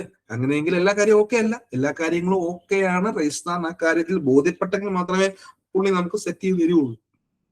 എല്ലാ കാര്യങ്ങളും ഓക്കെ അല്ലെങ്കിൽ അദ്ദേഹം ചെയ്യും, നമ്മുടെ അപേക്ഷ നിരസിക്കും അല്ലെ? നമ്മുടെ അപേക്ഷ നിരസിക്കും. Where the registrar refuses to register a society. Registrar ഒരു സംഘം രജിസ്റ്റർ ചെയ്യാതെ നിരസിക്കുകയാണെങ്കിൽ ആ കാര്യം നമ്മളെ അറിയിക്കണം അല്ലെ? നമ്മളെ അറിയിക്കണമല്ലോ, നമ്മളെ അറിയിക്കണം. He shall communicate the order of refusal together with the reasons thereof within 15 days. ഈ 15 ദിവസം ഒന്ന് പഠിക്കുക. Within 15 days of such order to such applicants as may be prescribed. എന്ന് വെച്ചാൽ, ഞാൻ രജിസ്ട്രാർ ആണ്, ഞാൻ നോക്കി പ്രവർത്തന പരിധി 11 ഓവർലാപ്പ് ചെയ്യുന്നുണ്ട് അല്ലെ? പ്രവർത്തന പരിധി 11 ഓവർലാപ്പ് ചെയ്യുന്നുണ്ട്. എനിക്ക് സൂചിക്കുവോ? പ്രവർത്തന പരിധി നോക്കണം, നിയമത്തിലുള്ളതാ. ഞാൻ എന്ത് ചെയ്യും? ഓൺ സ്പോട്ട് റിജക്ട് ചെയ്യും. വരെയായിരിക്കും റിജക്റ്റഡ് അല്ലെ? ആ കാര്യം മാത്രം വരച്ചു കൊടുത്താൽ പോരാ, എന്തുകൊണ്ട് റിജക്ട് ചെയ്തു എന്നും കൂടെ കാണിക്കണം. റീസൺസ് thereof within, അതായത് നമ്മൾ റിജക്ട് ചെയ്ത് 15 ദിവസത്തിനകമായിട്ട് കാര്യകാരണം സഹിതം സംഘത്തിനെ അല്ലെങ്കിൽ ഈ അപേക്ഷകരെ അറിയിക്കണം. നിങ്ങളുടെ അപേക്ഷ ഞങ്ങൾ നിരസിച്ചു, ചുമ്മാ അല്ല, ഇന്ന കാരണം കൊണ്ട് നിരസിച്ചു. അപ്പം ഒരു സംഘത്തിന്റെ രജിസ്ട്രേഷനുള്ള അപേക്ഷ നിരസിച്ചു കഴിഞ്ഞാൽ വകുപ്പ് 7 അല്ലെങ്കിൽ സെക്ഷൻ 7 സബ്സെക്ഷൻ 2 പ്രകാരമാണ് നിരസിക്കുക. നിരസിച്ചു കഴിഞ്ഞാൽ നിരസിച്ച് 15 ദിവസത്തിനകമായിട്ട്, എന്നാണോ നിരസിക്കുന്നത് അന്ന് മുതൽ 15 ദിവസത്തിനകമായിട്ട് കാര്യകാരണങ്ങൾ സഹിതം അപേക്ഷകരെ അറിയിക്കേണ്ടതാണ്. പഠിച്ചല്ലോ? വേഗം പറഞ്ഞേ. പഠിച്ചല്ലോ? പഠിച്ചു. ക്ലിയർ ആണെന്ന് എനിക്കറിയാം. അടുത്തത് പറയുകയാണ്, നോക്കി, an application for registration of a society shall be disposed of by the registrar within 60 days from the date of receipt of application. എന്ന് പറഞ്ഞാലേ, ഒരു സംഘം രജിസ്റ്റർ ചെയ്യാനുള്ള അപേക്ഷ രജിസ്ട്രാറിന്റെ കിട്ടിക്കഴിഞ്ഞാൽ, സംഘം രജിസ്റ്റർ ചെയ്യാനുള്ള അപേക്ഷ രജിസ്ട്രാറിന്റെ കിട്ടിക്കഴിഞ്ഞാൽ, അപേക്ഷ കിട്ടി എത്ര ദിവസത്തിനകമായിട്ട് രജിസ്ട്രാർ ആ അപേക്ഷ ഡിസ്പോസ് ചെയ്യണം എന്ന് പറഞ്ഞാൽ ആ അപേക്ഷയിൽ മേൽ തീരുമാനമെടുക്കണം. അതിലർത്ഥമാക്കുക, രജിസ്ട്രാറിന്റെ സംഘം രജിസ്റ്റർ ചെയ്യാൻ വേണ്ടി ഒരു അപേക്ഷ ലഭിച്ചാൽ അപേക്ഷ കിട്ടി എത്ര ദിവസമാകട്ടെ രജിസ്ട്രാർ തീരുമാനമെടുക്കണം. 60 ദിവസമാകട്ടെ രജിസ്ട്രാർ തീരുമാനം എടുക്കണം. രജിസ്റ്റർ ചെയ്ത് കൊടുക്കണമെന്നല്ല, തീരുമാനം എടുക്കണം. ഓക്കെ ആണെങ്കിൽ എന്ത് ചെയ്യുക, രജിസ്റ്റർ ചെയ്തങ്ങ് കൊടുക്കും. ഓക്കെ അല്ലെങ്കിലോ റിജക്ട് ചെയ്ത് കൊടുക്കും. എന്താണ് തീരുമാനം എടുത്തേക്കണം, വെച്ചോണ്ടിരിക്കരുത്. അപേക്ഷ കിട്ടി 60 ദിവസമായിട്ട് അതെല്ലാം ഓക്കെ ആണെങ്കിൽ രജിസ്റ്റർ ചെയ്ത് കൊടുത്തേക്കുക. ഓക്കെ അല്ലെങ്കിൽ റിജക്ട് ചെയ്ത് കാര്യകാരണം സഹിതം അവരെ ബോധിപ്പിച്ചേക്കുക. ഓക്കെ ഓക്കെ 60 ദിവസം മറക്കരുത്. 60 ദിവസം നേരത്തെ 90 ആയിരുന്നു, അത് അമെന്റ് ചെയ്ത് 60 ആക്കിയതാ അല്ലെ. 60 ദിവസമായിട്ട് അപേക്ഷയിന്മേൽ തീരുമാനം കൈക്കൊള്ളണം. അതായത് തീരുമാനം ഡിസ്പോസ് എന്ന് പറഞ്ഞാൽ തീരുമാനം എടുക്കുക. ഓക്കെ ആണെങ്കിൽ രജിസ്റ്റർ ചെയ്തേക്കുക, ഓക്കെ അല്ലെങ്കിൽ റിജക്ട് ചെയ്തേക്കുക. അതൊന്നും എന്താ പറയണ 60 ദിവസമായിട്ട്. ക്ലിയർ അല്ലേ? ക്ലിയർ അല്ലേ? പറഞ്ഞേ വേഗം പറഞ്ഞേ. ക്ലിയർ ആണ്. ഇനി പറയാണ്, where an application for registration of a society is not disposed of within the time specified in subsection 3. ഈ സബ്സെക്ഷൻ 3യിൽ പറഞ്ഞ 60 ദിവസമായിട്ടും അപേക്ഷയിന്മേൽ തീരുമാനം ഒന്നും രജിസ്ട്രാർ എടുക്കുന്നില്ല. പെട്ട് നമ്മൾ അല്ലെ. അപേക്ഷ കൊടുത്തു, നിയമപ്രകാരം 60 ദിവസം അങ്ങോട്ട് തീരുമാനം എടുക്കണമെന്നാണേ. ഒന്നുകിൽ രജിസ്റ്റർ ചെയ്ത് തരണം അല്ലെങ്കിൽ റിജക്ട് ചെയ്യണം. എന്തു ആയിക്കോട്ടെ, ഇവര് പറയാണ് 60 ദിവസമായിട്ടും നമ്മുടെ അപേക്ഷയിന്മേൽ ഒരു തീരുമാനം എടുത്തില്ല. 60 ദിവസമായിട്ടും നമ്മുടെ അപേക്ഷയിന്മേൽ ഒരു തീരുമാനം എടുത്തില്ല. അല്ല, ഇപ്പത്തേക്ക് നിങ്ങൾ തന്ന എന്റെ അപേക്ഷ ഞാൻ 60 ദിവസമായിട്ട് തീരുമാനം എടുത്തില്ല. നിങ്ങൾക്ക് എന്ത് ചെയ്യാം? നിങ്ങൾ സങ്കടപ്പെട്ടിരിക്കുക, അയ്യോ ഞങ്ങളുടെ അപേക്ഷയിൽ എന്ത് ചെയ്യുക അല്ലെ. ഒന്നും വേണ്ട, അവിടെ നമുക്ക് എന്തിനു പോകാം? റെപ്രസെന്റേഷന് പോകാം. റെപ്രസെന്റേഷൻ എന്ന് പറഞ്ഞാൽ എന്താണ് റെപ്രസെന്റേഷൻ എന്ന് പറഞ്ഞാൽ? റെപ്രസെന്റേഷൻ എന്ന് പറഞ്ഞാൽ നിവേദനമാണ് കേട്ടോ. നിവേദനം കൊടുക്കുക. ഇപ്പൊ ചില കുട്ടികളുടെ മനസ്സിൽ അപ്പീൽ എന്ന് വന്നിട്ടുണ്ടായിരിക്കും. അങ്ങനെ വന്നോടെ ആരുടെയെങ്കിലും? അതിനോട് പറഞ്ഞോ, തെറ്റൊന്നും ഇല്ല. ആരുടെയെങ്കിലും മനസ്സിൽ അപ്പീൽ എന്ന് കയറി വന്നിട്ടുണ്ടോ? ആർക്കും ഇല്ല. ആർക്കും അങ്ങനെ വന്നില്ലേ? സാറേ റെപ്രസെന്റേഷനും അപ്പീലും ഒക്കെ ഏകദേശം ഒരുപോലെ അല്ലേ? അങ്ങനെ ആർക്കും തോന്നിയില്ലേ? ഇല്ല. Very good. അപ്പീൽ എന്ന് പറഞ്ഞാലും തെറ്റാന്ന് പറയാൻ പറ്റത്തില്ല. അതിന്റെ നിയമപരമായിട്ടുള്ള ടൈം എന്ന് പറഞ്ഞാൽ ഒരു ഉത്തരവിനെതിരെ പോകുന്നതാണ് അപ്പീല്. നമ്മുടെ അപേക്ഷ റിജക്ട് ചെയ്ത് വന്നാൽ ആ റിജക്ഷൻ ഉത്തരവ് അല്ലെ റിജക്ഷൻ ഓർഡറിനെതിരെ നമ്മൾ പോകുന്നതാണ് അപ്പീല്. ഇവിടെ 60 ദിവസമായിട്ടും തീരുമാനം ഒന്നും വന്നില്ല. അപ്പൊ നമ്മൾ അപ്പീലല്ല, നിവേദനമാണെന്ന് ഓർത്ത് വെച്ചേക്കുക. ക്ലിയർ ആയോടാ? 60 ദിവസമായിട്ടും തീരുമാനം ഒന്നും വന്നില്ലല്ലോ. അപ്പൊ നമുക്ക് അപ്പീൽ കൊണ്ട് പോകാൻ പറ്റില്ല. എന്തെങ്കിലും ഉത്തരവ് വന്നാൽ ഉത്തരവിനെതിരെ പോകുന്നത് അപ്പീലും, ഒന്നും വന്നില്ലെങ്കിൽ അതിനെതിരെ പോകുന്നത് നിവേദനമാണെന്ന് ഓർത്ത് വെച്ചേക്കുക. ഓക്കെ. ഇനി നമ്മൾ കൊടുത്ത അപേക്ഷ സെക്ഷൻ 3 സബ്സെക്ഷൻ 2 പ്രകാരമുള്ള രജിസ്ട്രാറിന്റെ മുൻപാകെയാണ്. ഇപ്പൊ ഫോർ എക്സാമ്പിൾ ഇപ്പൊ നമ്മൾ അപേക്ഷ കൊടുത്തത് ഒരു JR-നാണ്. ആർക്കാ അപേക്ഷ കൊടുത്തേ? നമ്മൾ അപേക്ഷ കൊടുത്തത് JR-നാണെന്ന് വെച്ചേക്കുക. നമ്മൾ അപേക്ഷ കൊടുത്തത് ആ ഒരു JR-നാണ്.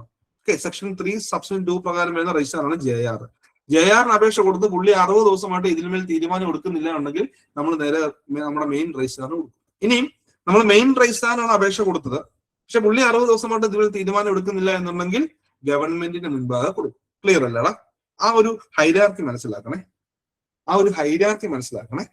സെക്ഷൻ 3 അതായത് ഇപ്പൊ നമ്മള് മെയിൻ രജിസ്ട്രാറിന്റെ താഴെയുള്ള ഉദ്യോഗസ്ഥരുടെ മുൻപാകെയാണ് അപേക്ഷ കൊടുത്തു. 60 ദിവസത്തോളം പുള്ളി തീരുമാനം എടുക്കുന്നില്ലെങ്കിൽ നിവേദനമായിട്ട് മെയിൻ രജിസ്ട്രാറിന്റെ മുൻപാകെയും, ഈ മെയിൻ രജിസ്ട്രാറിന്റെ മുൻപാകെ നമ്മൾ എന്താണ് അപേക്ഷ കൊടുത്തു, പുള്ളി 60 ദിവസത്തോളം തീരുമാനം എടുക്കുന്നില്ല എന്നുണ്ടെങ്കിൽ ഗവൺമെന്റിന്റെ മുൻപാകെ ആയിരിക്കും നമ്മൾ നിവേദനം കൊണ്ട് പോവുക എന്നോർത്ത് വെച്ചേക്കുക. ക്ലിയർ അല്ലേ? ഒന്ന് കമന്റ്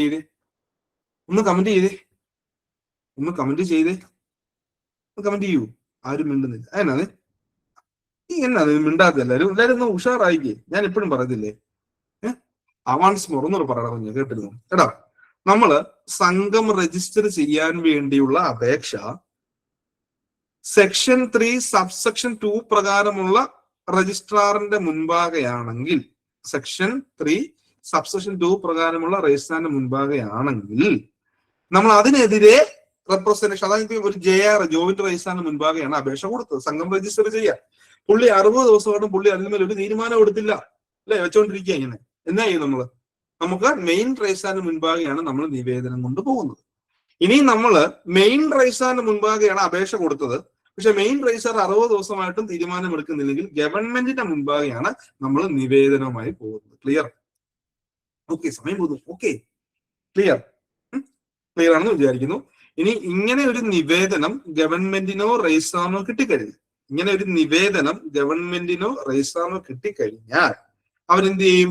ആ നിവേദനം കിട്ടി 60 ദിവസത്തിനാകുമ്പോൾ 60 days from the date of receipt of such representation, ആ നിവേദനം കിട്ടി 60 ദിവസത്തിനാകുമ്പോൾ എന്ത് ചെയ്യും?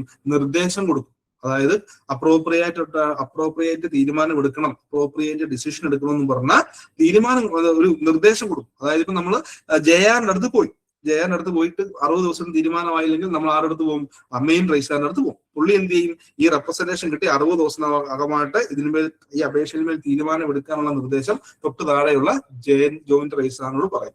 ഇനി മെയിൻ രജിസ്ട്രാറിന് മുൻപായാണ് പോയത്, 60 ദിവസം പുള്ളി തീരുമാനം എടുത്തില്ല, നമ്മൾ ഗവൺമെന്റ് അടുത്ത് പോകും. ഗവൺമെന്റിന്റെ കയ്യിൽ ഈ നിവേദനം കിട്ടി 60 ദിവസത്തിനകമായിട്ട് തീരുമാനം എടുക്കാൻ, അല്ലെ, നിവേദനം കിട്ടി 60 ദിവസത്തിനകമായിട്ട് തീരുമാനം എടുക്കാനായിട്ടുള്ള നിർദ്ദേശം ആർക്ക് കൊടുക്കും?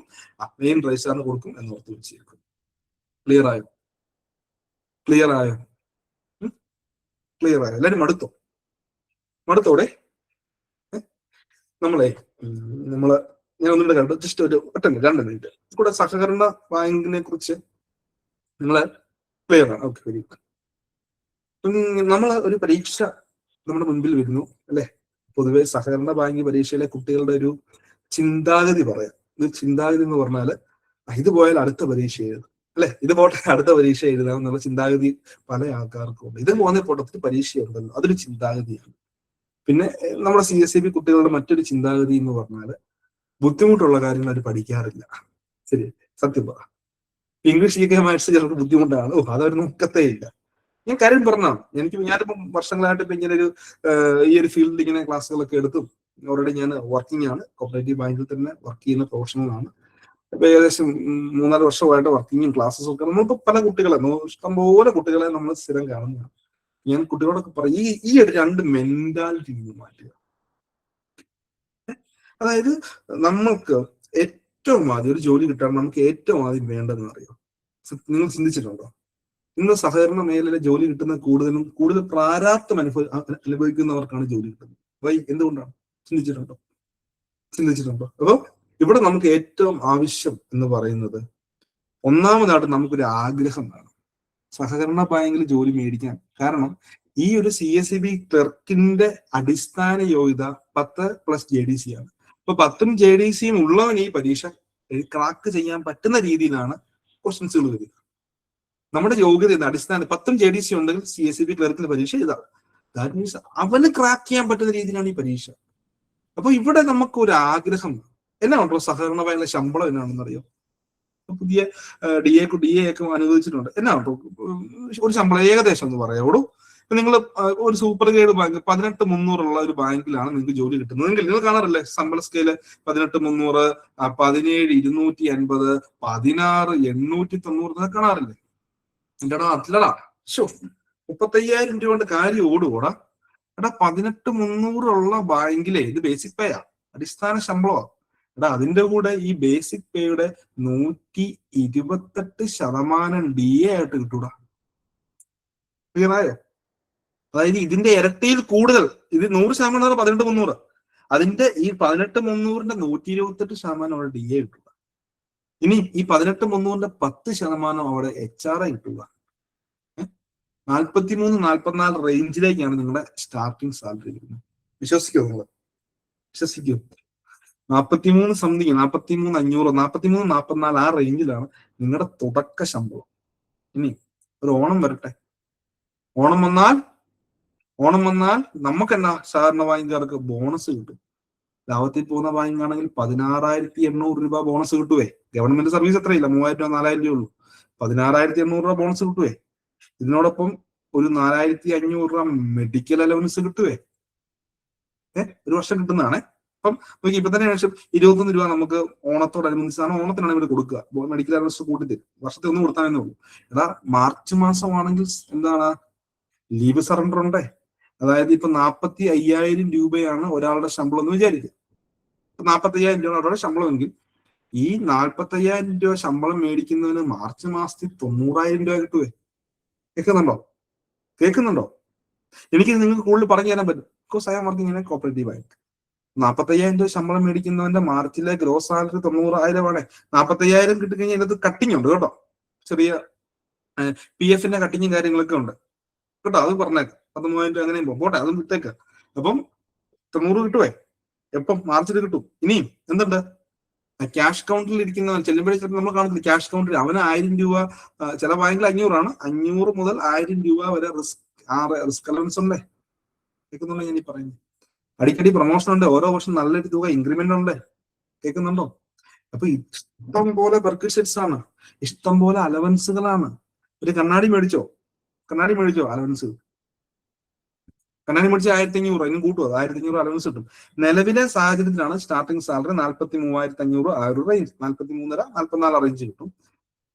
ഒരു 2 മാസം കഴിയുമ്പോൾ സ്പെഷ്യൽ ഗ്രേഡ് വരുമ്പോൾ വലിയ വ്യത്യാസം ഇല്ലടോ, വലിയ വ്യത്യാസമില്ല. 10,000 ഇപ്പൊ തന്നെ ഞാൻ കണക്ക് കൂട്ടി പറയാം, വലിയ വ്യത്യാസമില്ല. നിങ്ങൾ പഠിക്കുന്ന സമയം ഞാൻ കളയല്ല, പറഞ്ഞതാണ്. ഇതിനെപ്പറ്റി ഇപ്പോഴും കുട്ടികൾക്ക് അജ്ഞതയില്ല. 18,300 സ്റ്റാർട്ടിംഗ് സാലറി ഉള്ള ബാങ്കിൽ കയറിയാല് ഒരാളുടെ ഗ്രോസ് സാലറി എന്ന് പറയാൻ 43,554 43,554.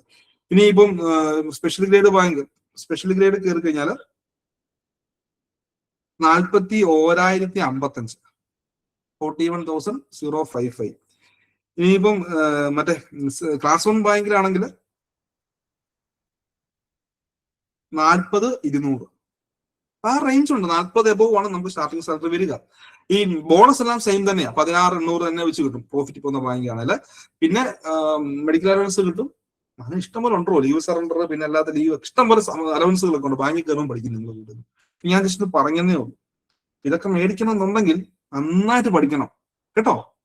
കേൾക്കുന്നുണ്ടോ? പിന്നെ അടിക്കടി promotion, junior clerk, senior clerk, accountant, branch manager, അങ്ങനെ ഇഷ്ടംപോലെ പ്രൊമോഷൻ, ഇഷ്ടംപോലെ കേസ്, സുഖമാണ്. പിന്നെ എല്ലാ സെക്കൻഡ് സാറ്റർഡേ അവധി, ബാക്കി സാറ്റർഡേ ഉച്ചവരെ.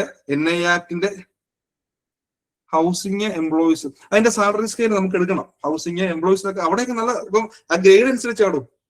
എംപ്ലോയീസ് സംഘത്തിനൊക്കെ നല്ല ഗ്രേഡ് അല്ലേ, അവിടെ ഈ സെയിം സാലറി തന്നെ കിട്ടും. ആ ഗ്രേഡ് വെച്ച് കണക്ക് കൂട്ടണം. ഓരോ ബാങ്കിനും ഗ്രേഡ് ഉണ്ടല്ലോ, അത് ഏത് ഗ്രേഡിലാന്ന് നമുക്ക് നോക്കണം. ഇപ്പൊ പോലീസ് സൊസൈറ്റിയെ കാണുന്ന സാധനം സൂപ്പർ ഗ്രേഡാണ്, നല്ല ശമ്പളമാണ്. പോലീസ്, അധ്യാപക സംഘം. Okay, clear. നമുക്ക് പഠിക്കണം കേട്ടോ, നന്നായിട്ട് പഠിക്കണം. പഠിച്ചാൽ കിട്ടുക, സുഖമായിട്ട് കിട്ടും. നിങ്ങൾ നന്നായിട്ട് ഉഷാറായിട്ട് പഠിച്ചേ. അടുത്ത നമുക്ക് സെക്ഷൻ 8A പോവാം. സെക്ഷൻ 8A ഇപ്പൊ സ്ഥിരം ചോദിക്കുന്നുണ്ടാ, affiliation to apex society. Apex സൊസൈറ്റിയിലേക്ക് അഫിലിയേറ്റ് എന്ന് പറയുന്നത്, അതായത് ഇപ്പം ഇത് പഠിക്കണേ, ചോദ്യങ്ങൾ വരുന്നതാണ്. എല്ലാ കാര്യങ്ങളും പഠിക്കണം. ഓക്കെ, ഇന്നത്തെ കാര്യങ്ങൾ ഇതാണ്. ഇപ്പൊ നമ്മള് ഒരു പ്രൈമറി സംഘമാണ് രൂപീകരിച്ചതെങ്കിൽ സെൻട്രൽ സംഘത്തിലേക്കും, ഇനി നമ്മൾ രൂപീകരിക്കുന്ന സെൻട്രൽ സംഘമാണെങ്കിൽ അപ്പെക്സ് സംഘത്തിലേക്കും അഫിലിയേറ്റ് ചെയ്യാം. അവിടെ മെമ്പർഷിപ്പ് എടുക്കണോ, അഫിലിയേഷൻ എന്ന് മാത്രമേ ഉള്ളൂ. ഓക്കെ, എന്നാ പറഞ്ഞേ, പ്രൈമറി സംഘമാണെങ്കിൽ സെൻട്രൽ സംഘത്തിലേക്കും, സെൻട്രൽ സംഘമാണെങ്കിൽ അപ്പെക്സ് സംഘത്തിലേക്കും അഫിലിയേഷൻ എടുക്കണം എന്ന് ഓർത്ത് വെച്ചേക്കും. ഓക്കെ, ഇനിയും ചോദ്യം ഒന്നല്ല, നിങ്ങളോട് ചോദിക്കുന്നത്, അഫിലിയേഷന്റെ അപേക്ഷ കിട്ടിക്കഴിഞ്ഞാൽ, ഇപ്പൊ ഒരു അപ്പെക്സ് സംഘത്തിനോ അല്ലെങ്കിൽ സെൻട്രൽ സംഘത്തിനോ അഫിലിയേഷനുള്ള അപേക്ഷ കിട്ടി എന്ന് വിചാരിക്കുക. അപ്പെക്സ് സംഘത്തിനോ സെൻട്രൽ സംഘത്തിനോ അഫിലിയേഷനുള്ള അപേക്ഷ കിട്ടി. അങ്ങനെ ഒരു അപേക്ഷ കിട്ടിക്കഴിഞ്ഞാൽ ആ അപേക്ഷയിന്മേൽ എത്ര ദിവസമായിട്ട് ഈ അപ്പെക്സ് സംഘം അല്ലെങ്കിൽ സെൻട്രൽ സംഘം തീരുമാനമെടുക്കണം? ഞാൻ പറയും, പ്രൈമറി സംഘമാണെങ്കിൽ സെൻട്രൽ സൊസൈറ്റിക്ക് ആയിരിക്കും അപേക്ഷ കൊടുക്കുക, സെൻട്രൽ സംഘമാണെങ്കിൽ അപ്പെക്സ് സംഘത്തിനായിരിക്കും അപേക്ഷ കൊടുക്കുക. അപേക്ഷ കിട്ടി എത്ര ദിവസമായിട്ട് ആ അപേക്ഷയിന്മേൽ ഈ അപ്പെക്സ് സംഘമോ അല്ലെങ്കിൽ സെൻട്രൽ സംഘമോ തീരുമാനമെടുക്കണോടോ? വേഗം പറ. 45 ദിവസത്തിനകമായിട്ട് തീരുമാനമെടുക്കണം കേട്ടോ. Within 45 days from the date of receipt of the application. അഫിലിയേഷനുള്ള അപേക്ഷ കിട്ടി 45 ദിവസത്തിനകമായിട്ട് ആ അപേക്ഷയിന്മേൽ തീരുമാനമെടുക്കണം എന്നോർത്ത് വെച്ചിരിക്കുക. ഓക്കെ, അതായത് ഒന്നെങ്കിൽ അഫിലിയേഷൻ കൊടുക്കാം, അല്ലെങ്കിൽ അപേക്ഷ റിജക്ട് ചെയ്യാം. അതാണ് രണ്ട് നമ്മുടെ മുന്നിലുള്ള ഏക ഓപ്ഷൻസുകൾ. ഒന്നെങ്കിൽ എന്ത് ചെയ്യണം, എല്ലാം ഓക്കെ ആണെങ്കിൽ നമ്മൾ എന്ത് ചെയ്യും, അഫിലിയേഷൻ കൊടുക്കും. എല്ലാം ഓക്കെ അല്ലെങ്കിൽ നമ്മൾ റിജക്ട് ചെയ്യും. ഇത്തരം കാര്യങ്ങൾ സംശയമില്ലല്ലോ. എല്ലാം ഓക്കെ ആണെങ്കിൽ അഫിലിയേറ്റ് ചെയ്യും, എല്ലാം ഓക്കെ അല്ലെങ്കിൽ റിജക്ട് ചെയ്യും. ഇനി പറയാനേ, 45 ദിവസമായിട്ടും തീരുമാനം ഒന്നും എടുക്കുന്നില്ലെങ്കിലോ? 45 ദിവസമായിട്ട് തീരുമാനം എടുക്കണം എന്നാ പറയുക. ഇനി 45 ദിവസമായിട്ടും തീരുമാനം ഒന്നും എടുത്തില്ല, എന്നാ ചെയ്യൂടോ? ഇപ്പം ഒരു സെൻട്രൽ സംഘത്തിന് മുൻപാകെ നമ്മളിവര് പ്രൈമറി സംഘം രൂപീകരിച്ചു. നമ്മൾ എല്ലാവരോടും ചേർന്ന്, നിങ്ങൾ എല്ലാവരോടും ചേർന്ന് എന്താണ് നമ്മളിപ്പോ ഒരു പ്രൈമറി സംഘം രൂപീകരിച്ചു എന്ന് വിചാരിക്കുക. ഓക്കെ, പ്രൈമറിക്ക് സെൻട്രൽ ഉണ്ടെന്ന് വിചാരിക്കും. നമ്മൾ ആ സെൻട്രൽ സംഘത്തിലേക്ക് അഫിലിയേഷനുള്ള അപേക്ഷ കൊടുത്തു. നമ്മൾ ആ സെൻട്രൽ സംഘത്തിലേക്ക് അഫിലിയേഷനുള്ള അപേക്ഷ കൊടുത്ത് നമ്മുടെ അപേക്ഷ കിട്ടി 45 ദിവസമായിട്ട് ഈ സെൻട്രൽ സംഘം നമ്മുടെ അഫിലിയേഷൻ അപേക്ഷ തീരുമാനമെടുക്കണമെന്നാണ് പറയുന്നത്, അല്ലേ? 45 ദിവസമായിട്ടും ഇവര് നമ്മുടെ അപേക്ഷയിൽ മേൽ തീരുമാനം എടുക്കുന്നില്ലെങ്കിൽ, അതായത് നമുക്ക് അഫിലിയേറ്റ് ചെയ്ത് തന്നുമില്ല, റിജക്ട് ചെയ്തുമില്ല, അങ്ങനെയെങ്കിൽ നമ്മൾ എന്തായിട്ട് കണക്കാക്കണം? എന്താ പറയാ? Should be given or not such affiliation shall be, നോക്കിയേ ഈ വാക്ക്, deemed to have been given to the applicant society from the date on which the said period of 45 days expires. 45 ദിവസമായിട്ട് തീരുമാനം എടുക്കുന്നില്ല, അതായത് ഓക്കെ അല്ല, അതായത് അഫിലിയേറ്റ് ചെയ്യുന്നില്ല, റിജക്ട് ചെയ്യുന്നില്ല, തീരുമാനം ഒന്നും എടുക്കുന്നില്ലെങ്കിൽ നമുക്ക് അഫിലിയേഷൻ കിട്ടിയതായിട്ട് കണക്കാക്കപ്പെടും എന്നാണ് പറയുന്നത്. Deemed to have been given to the applicant society, ആ അപേക്ഷ സമർപ്പിച്ച സംഘത്തിന് എന്താണ് അവിടെ അഫിലിയേഷൻ കിട്ടിയതായി കണക്കാക്കപ്പെടും എന്നുള്ളത് വെച്ചിട്ടുണ്ട്. സെറ്റല്ലേ? വേഗം പറഞ്ഞേ. സെറ്റാണ് അല്ലേ? സെറ്റാണ്. അഫിലിയേഷൻ കിട്ടിയതായിട്ട് കണക്കാക്കപ്പെടും. ഓക്കെ. ഇനിയും പറയുകയാണ്, നമ്മുടെ അഫിലിയേഷനുള്ള അപേക്ഷ റിജക്ട് ചെയ്തെന്ന് വിചാരിക്കും. 45 ദിവസമായിട്ട് അവർക്ക് 2 ഓപ്ഷൻ ഉണ്ട്, ഒന്നെങ്കിൽ അഫിലിയേഷൻ തരാം അല്ലെങ്കിൽ റിജക്ട് ചെയ്യാം. 45 ദിവസമായിട്ട് അവർ ഒന്നും ചെയ്യുന്നില്ലെങ്കിലാണ് അഫിലിയേഷൻ കിട്ടിയതായിട്ട് കണക്കാക്കപ്പെടുന്നത്. ഇനിയും പറയുകയാണ്, 45 ദിവസത്തിനാകുമ്പോൾ ഇവർ എന്ത് ചെയ്തു, അല്ലെങ്കിൽ ഇവർ അപേക്ഷ ഇട്ടപ്പോൾ ഇവിടെ നമ്മുടെ അപേക്ഷ റിജക്ട് ചെയ്തു. ഓക്കെ, നമ്മുടെ അപേക്ഷ ഇവർ റിജക്ട് ചെയ്തു, നിരസിച്ചു. അങ്ങനെയെങ്കിൽ നമുക്ക് എന്തിനു പോകാം? റിജക്ട് ചെയ്യുമ്പോൾ അവിടെ പോകുന്ന എന്തിനാണ്? നമ്മൾ അപ്പീലും കൊണ്ട് പോകും കേട്ടോ. നമ്മൾ അപ്പീലും കൊണ്ട് പോകും. ആരുടെ മുൻപാകെ നമ്മൾ അപ്പീലും കൊണ്ട് പോകും? നമ്മൾ രജിസ്ട്രാറിന്റെ മുൻപാകെ അപ്പീലും കൊണ്ട് പോകും. ആരുടെ മുൻപാകെ അപ്പീലും കൊണ്ട് പോകും? പറഞ്ഞേ, രജിസ്ട്രാറിന്റെ മുൻപാകെ നമ്മൾ അപ്പീൽ സമർപ്പിക്കും. അവിടെ ഒരു അപ്പീൽ കാലാവധി പറയുന്നുണ്ട്. നമ്മുടെ അപേക്ഷ നിരസിച്ച് എത്ര ദിവസമായിട്ട് നമ്മൾ രജിസ്ട്രാറിന്റെ മുൻപാകെ അപ്പീലിന് പോകണം? എന്തോ within 30 days from the date of receipt of the order, അല്ലെ? നമ്മുടെ അപേക്ഷ നിരസിച്ചാൽ അത് നിരസിച്ച് 30 ദിവസത്തിനാകുമായിട്ട് മക്കളെ നമ്മൾ എന്തിനു പോകണം? അതായത് നമ്മുടെ ഓർഡർ റിജക്ട് ചെയ്ത് 30 ദിവസത്തിന് മുൻപാകെ നമ്മൾ രജിസ്ട്രാറിന്റെ മുൻപാകെ നമ്മൾ അപ്പീലും കൊണ്ട് പോകും. ഇനി ഇങ്ങനെ ഒരു അപ്പീൽ രജിസ്ട്രാറിന്റെ മുൻപാകെ കിട്ടിക്കഴിഞ്ഞാൽ അപ്പീൽ സ്വീകരിച്ച് എത്ര നാളുകൾക്കാകുമായിട്ട്, അതായത് ആ അപ്പീലിന്മേൽ എത്ര നാളുകൾക്കാകുമായിട്ട് രജിസ്ട്രാർ തീരുമാനം എടുക്കണം. നമ്മളിപ്പോ അപ്പീൽ കൊടുത്തല്ലോ, ആർക്ക് കൊടുത്തു? രജിസ്ട്രാറിന് കൊടുത്തേ. അപ്പൊ എന്താണ്, 60 അപ്പീൽ കിട്ടി, 60 ദിവസത്തിനാകുമായിട്ട് രജിസ്ട്രാർ എന്ത് ചെയ്യണം? നമ്മുടെ അപ്പീലിന്മേൽ തീരുമാനം എടുക്കും. എല്ലാരും പഠിച്ചോടാ. സ്ഥിരം ചോദ്യമാണേ, സ്ഥിരം ചോദ്യം. എന്നാ CSEBക്ക് ഭയങ്കര ഇഷ്ടമാണ് ഈ മേഖല. CSEBക്ക് ഭയങ്കര ഇഷ്ടപ്പെട്ട മേഖല. ഓക്കെ അല്ലേ? ഒന്ന് കമന്റ് ചെയ്ത് ഓക്കെ ആണെങ്കിൽ please comment. Okay, thank you. അടുത്തത് സ്ഥിരം നിങ്ങളോട് ചോദിക്കുന്നതാണേ. ഞാൻ ചോദിക്കുന്ന കാര്യങ്ങൾ മാത്രമേ ചട്ടം 4B പറയുകയാണ്. അതായത് നോക്കണം കേട്ടോ. ഓക്കെ, നോക്കി. Manner of issuing certificate in the event of change of name of society. അപ്പൊ സംഘത്തിന്റെ പേര് മാറ്റുന്ന സമയത്ത് സംഘത്തിന്റെ പേര് മാറ്റാൻ പറ്റുമോ? നമുക്ക് സംഘത്തിന്റെ പേര് മാറ്റാൻ പറ്റുമോ? പറ്റുമോ അല്ലെ? സംഘത്തിന്റെ പേര് മാറ്റാൻ പറ്റുമോ? പറ്റുമല്ലോ. 7 വകുപ്പ് പ്രകാരം, സെക്ഷൻ 10 പ്രകാരം ചേഞ്ച് ഓഫ് നെയിം. ഇപ്പൊ സെക്ഷൻ 10 പ്രകാരം നമ്മൾ സംഘത്തിന്റെ പേര് മാറ്റി. അങ്ങനെ പേര് മാറ്റുമ്പോൾ നമ്മൾ എന്ത് ചെയ്യണം? നമ്മൾ പുതിയ ഒരു രജിസ്ട്രേഷൻ സർട്ടിഫിക്കറ്റ് കൊടുക്കും. കാരണം പഴയ പേര് മാറ്റി കഴിയുമ്പോൾ പഴയ പേരായിരുന്നു, ആ പേര് മാറ്റി, സംഘത്തിന്റെ പേര് മാറ്റാം. As per section 10 the society can change its name by അമെൻമെന്റ് ഓഫ് ഇറ്റ്സ് ബൈലോ. സംഘത്തിന്റെ ബൈലോ ഭേദഗതി ചെയ്തുകൊണ്ട് സംഘത്തിന് എന്ത് ചെയ്യാം? സംഘത്തിന്റെ പേര് മാറ്റാം, അല്ലെ? അങ്ങനെ പേര് മാറ്റി കഴിഞ്ഞാൽ നമ്മൾ രജിസ്ട്രാറിനെ അറിയും. രജിസ്ട്രാർ എന്ത് ചെയ്യും? നമുക്ക് നമ്മുടെ ഇരിക്കുന്ന രജിസ്ട്രേഷൻ സർട്ടിഫിക്കറ്റ് പഴയ പേരാ, പുതിയ പേര് എഴുതി തരും. അത് ഏത് ഫോം നമ്പറിലാണ് പുതിയ രജിസ്ട്രേഷൻ സർട്ടിഫിക്കറ്റ് നമുക്ക് നഷ്ടപ്പെടുമ്പോ അല്ല, നമുക്ക് പേര് മാറ്റുമ്പോൾ ഇഷ്യൂ ചെയ്യുന്നത് ഏത് ഫോം നമ്പറിലാണോ? ഫോം നമ്പർ 3B-യിലാണ്. ഫോം നമ്പർ 3-യിൽ എന്താ കൊടുക്കുന്നത്? ഫോം നമ്പർ 3-യിൽ എന്താ? രജിസ്ട്രേഷൻ സർട്ടിഫിക്കറ്റ്, അല്ലേ? രജിസ്ട്രേഷൻ സർട്ടിഫിക്കറ്റ് ആണ് നമ്മൾ ഫോം നമ്പർ 3-യിൽ കൊടുക്കുക. ഈ ഫോം നമ്പർ 3A-യിൽ എന്താ കൊടുക്കുന്നത്?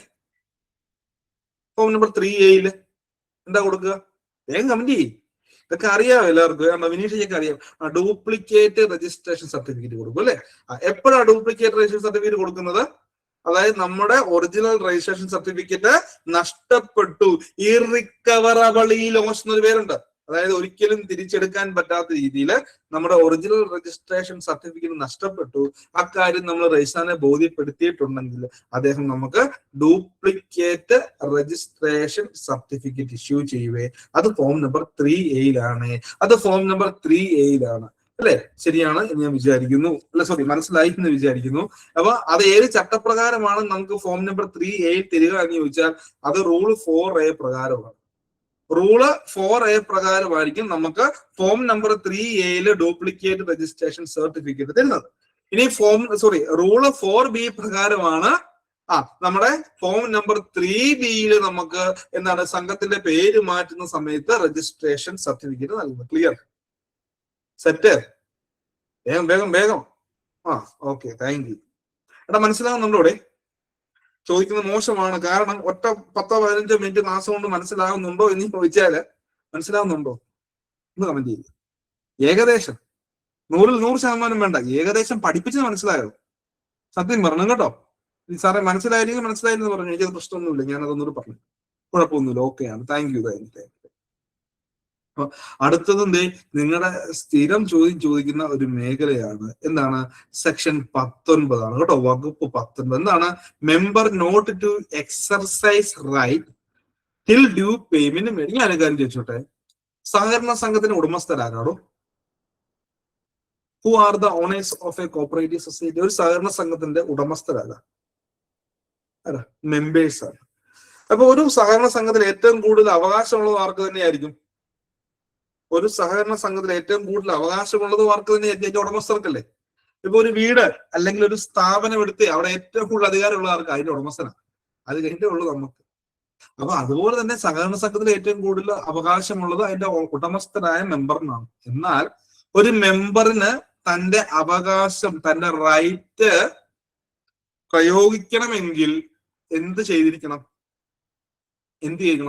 No member of a society shall exercise the right of a member unless he has made such payment to the society in respect of membership or has acquired such interest in that society as may be prescribed by the rules or the bylaw. അപ്പൊ അതാണ് നമ്മുടെ ഒരു ഷെയറുമായി ബന്ധപ്പെട്ട അതിന്റെ full amount അടച്ചെങ്കിൽ മാത്രമേ നമുക്ക് member എന്നുള്ള നമ്മുടെ റൈറ്റ് യൂട്ടിലൈസ് ചെയ്യാൻ പറ്റുകയുള്ളൂ. ക്ലിയർ ആയോ?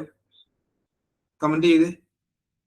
ഒരാൾക്ക് മെമ്പർ എന്നുള്ള, ഞാനൊരു സംഘത്തിന്റെ മെമ്പർ ആണെന്ന് വിചാരിക്കുക, അവിടെ എന്റെ ഷെയറുമായി, എന്റെ ഷെയറും ഷെയർ മണിയും അഡ്മിഷൻ ഫീയും എല്ലാം കൂടെ ഞാനൊരു 105 രൂപ കൊടുത്തെങ്കിലേ എനിക്ക് ഒരു ഷെയർ കിട്ടുള്ളൂ.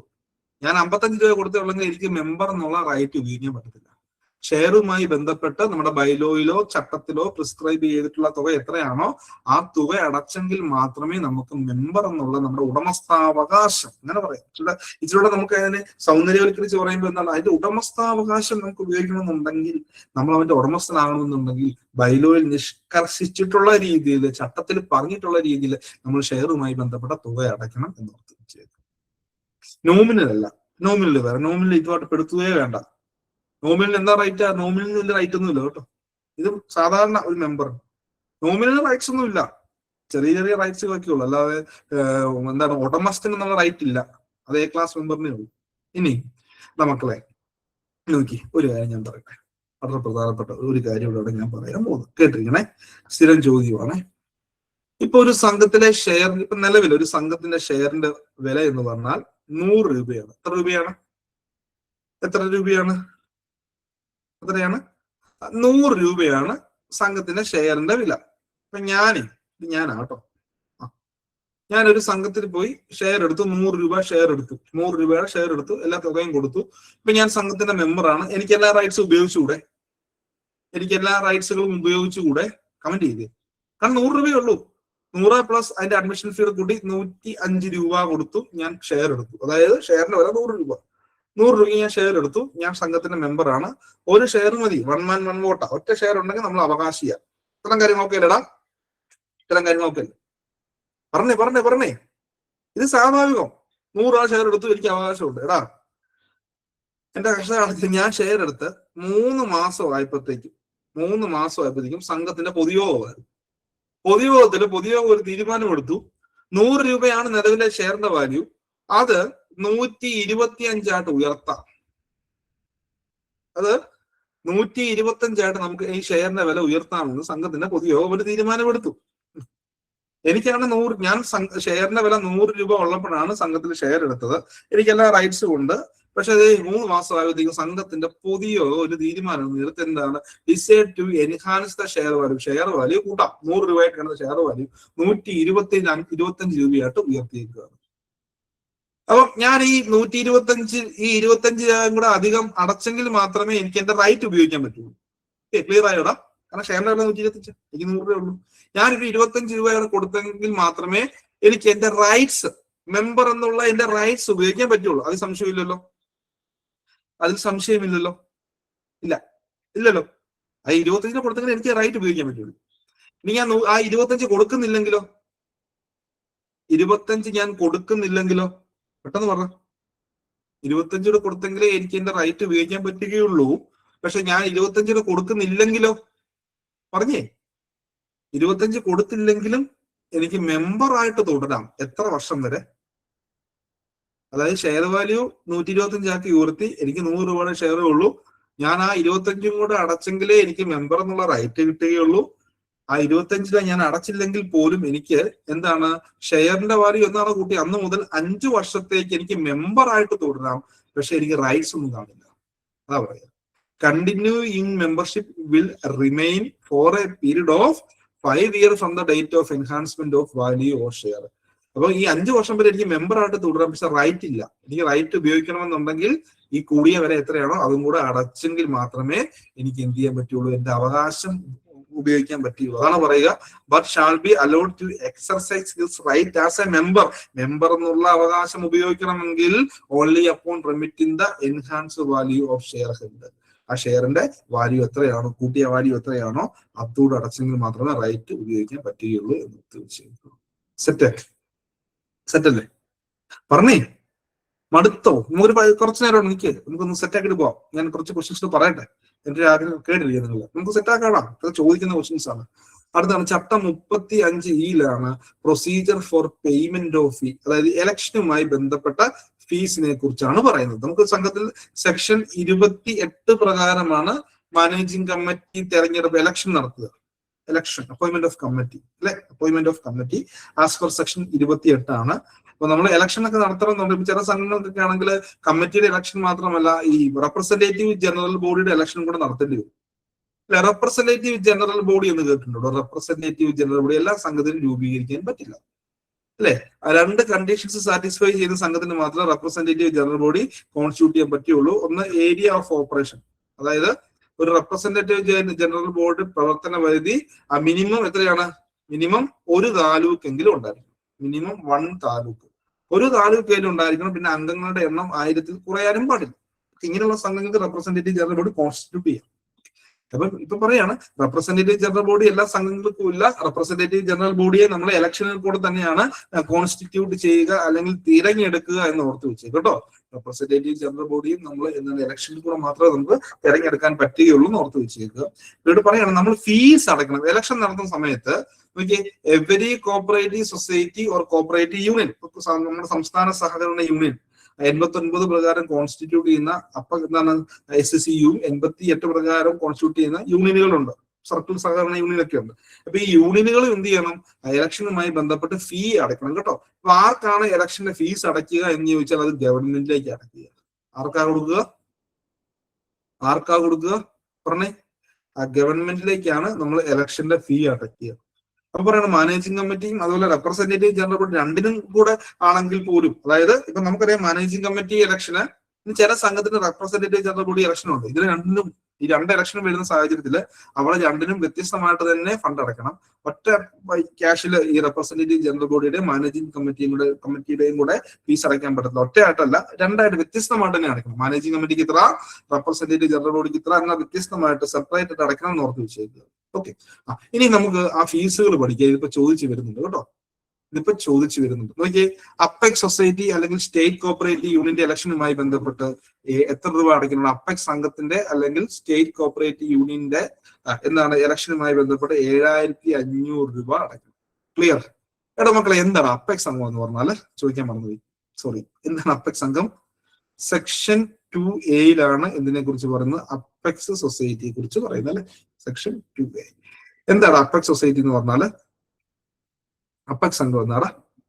ആരാ പറഞ്ഞ? അഭിജിത്തെ ഒന്ന് കമന്റ് ചെയ്യേ. എന്താ അപ്പെക്സ് സംഘം? 3 കണ്ടീഷൻ പാലിക്കുന്ന സംഘം. അപ്പെക്സ് സംഘം 3 condition. Condition number 1, area of operation, പ്രവർത്തന പരിധി. ഒരു അപ്പെക്സ് സംഘത്തിന്റെ പ്രവർത്തന പരിധി ചിന്നു പറഞ്ഞു സാറേ സംസ്ഥാന ഒട്ടാകെ പ്രവർത്തന പരിധി വേണം. Okay, very good. മെമ്പേഴ്സ് ആരാണ്? മെമ്പേഴ്സ് ആരാണ്? അതർ സൊസൈറ്റീസ് അല്ലെ. മറ്റ് സംഘങ്ങളായിരിക്കും മെമ്പേഴ്സ്. ഒരേ ലക്ഷ്യമുള്ള മറ്റ് സംഘങ്ങൾ.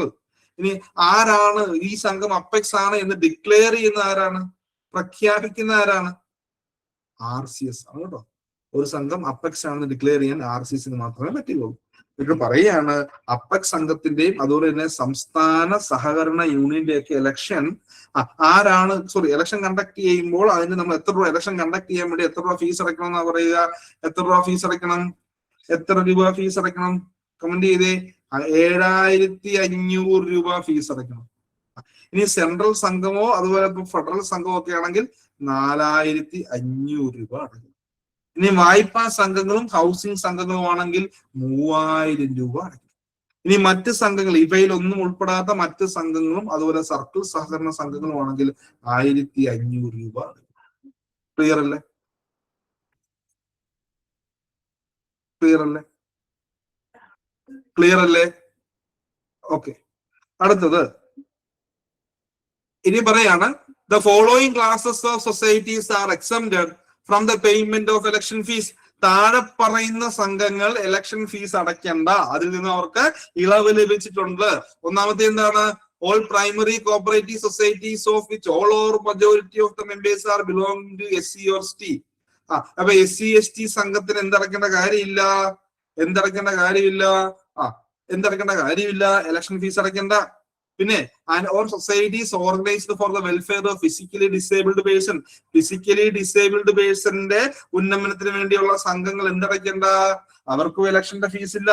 എല്ലാ സ്കൂൾ സംഘങ്ങളും, കോളേജ് സംഘം വരുന്നില്ല, സ്കൂൾ സംഘങ്ങൾക്ക് എന്തടയ്ക്കേണ്ട? ഇലക്ഷൻ ഫീസ് അടയ്ക്കേണ്ട. ഇനി പറയാണ് any society for the first election. ഏതൊരു സംഘവും ആയിക്കോട്ടെ അതിന്റെ ആദ്യത്തെ ഇലക്ഷൻ എന്തടയ്ക്കേണ്ട? ഫസ്റ്റ് ഇലക്ഷന് എന്ത് കൊടുക്കണ്ട? ഇലക്ഷൻ ഫീ. അത് ഏത് സംഘവും ആയിക്കോട്ടെ അതിന്റെ ഫസ്റ്റ് ഇലക്ഷന് ഇലക്ഷൻ ഫീ ഇല്ല. പിന്നെ SC ST സംഘം, ഫിസിക്കലി ഡിസേബിൾഡ് വ്യക്തികളുടെ ഉന്നമനത്തിന് വേണ്ടിയുള്ള സംഘം, സ്കൂൾ സംഘം, കോളേജ് സംഘം വരുന്നില്ലേ? സ്കൂൾ സംഘമേ ഉള്ളൂ കേട്ടോ. സ്കൂൾ സംഘമൊന്നും അവിടെ എന്താ ഇലക്ഷൻ ഫീസ് അടയ്ക്കേണ്ട കാര്യമില്ല എന്ന് ഓർത്ത്. ക്ലിയർ അല്ലേ? കമന്റ് ചെയ്തേ. ക്ലിയർ ആണ്. അടുത്തതാണ് റൂള് ചട്ടം 43 പറയാണ് ഇത് ചോദിക്കുന്നത് കേട്ടോ. ചട്ടം 43 കഴിഞ്ഞ പരീക്ഷയ്ക്ക് ചോദിക്കുന്നതാണ്. ഹാൻഡിങ് ഓവർ എന്താണ് പറയുക? Handing over charge in the absence of president or vice president. ഇപ്പൊ പ്രസിഡന്റോ വൈസ് പ്രസിഡന്റോ ഇല്ലാത്ത സാഹചര്യത്തിൽ ആർക്കായിരിക്കും ചാർജ് കൊടുക്കുക എന്നാണ് ചോദ്യം. ഇപ്പൊ പറയാണ് where the president of a society is on leave or absent for more than 15 days continuously and his charge is not handed over to the president. പറയാണ് സംഘത്തിന്റെ പ്രസിഡന്റ്, കേട്ടിരുന്നേ, സംഘത്തിന്റെ പ്രസിഡന്റ് ലീവോ ആബ്സെന്റോ ആണ് എത്ര നാളത്തേക്ക്? More than 15 days continuously. 15 ദിവസത്തിൽ കൂടുതൽ തുടർച്ചയായി സംഘത്തിന്റെ പ്രസിഡന്റ് ലീവോ അല്ലെങ്കിൽ ആബ്സെന്റോ ആണ്. അതോടൊപ്പം തന്നെ എന്താണ്? സാധാരണ ഇങ്ങനെ പ്രസിഡന്റുമാര് ലീവോ ആബ്സെന്റോ ആകുമ്പോൾ ആർക്ക് വേണം ചാർജ് കൈമാറി കൊടുക്കാൻ? വൈസ് പ്രസിഡന്റിന് ചാർജ് കൈമാറി കൊടുക്കണം അല്ലെ? പ്രസിഡന്റ് ലീവ് ആണെങ്കിൽ അദ്ദേഹം എന്താണ്? ആ വൈസ് പ്രസിഡന്റിന് അദ്ദേഹം എന്ത് ചെയ്തിരിക്കണം? ചാർജ് കൈമാറി കൊടുക്കണം അല്ലെ? ഇവർ പറയുകയാണ് സംഘത്തിന്റെ പ്രസിഡന്റ് 15 ദിവസത്തോ അതിൽ കൂടുതൽ 15 ദിവസത്തിൽ കൂടുതലായിട്ട് തുടർച്ചയായി അവധിയാണ്. എന്നാൽ അദ്ദേഹം എന്താണ്? His charge is not handed over to the vice president. എന്നാൽ അദ്ദേഹം വൈസ് പ്രസിഡന്റിന് ചാർജ് കൈമാറി കൊടുത്തിട്ടുമില്ല. സാധാരണയായിട്ട് എന്നാ പറഞ്ഞ ചാർജ് കൈമാറി കൊടുക്കണം അല്ലെ? പ്രസിഡന്റ് അല്ലെങ്കിൽ വൈസ് പ്രസിഡന്റ് ചാർജ് കൈമാറി കൊടുക്കണം. ഇവിടെ പറയാണ് 15 ദിവസത്തിൽ കൂടുതലായിട്ട് അദ്ദേഹം ലീവാണ്, പക്ഷെ എന്താണ്? ചാർജ് കൈമാറി കൊടുത്തിട്ടുമില്ല.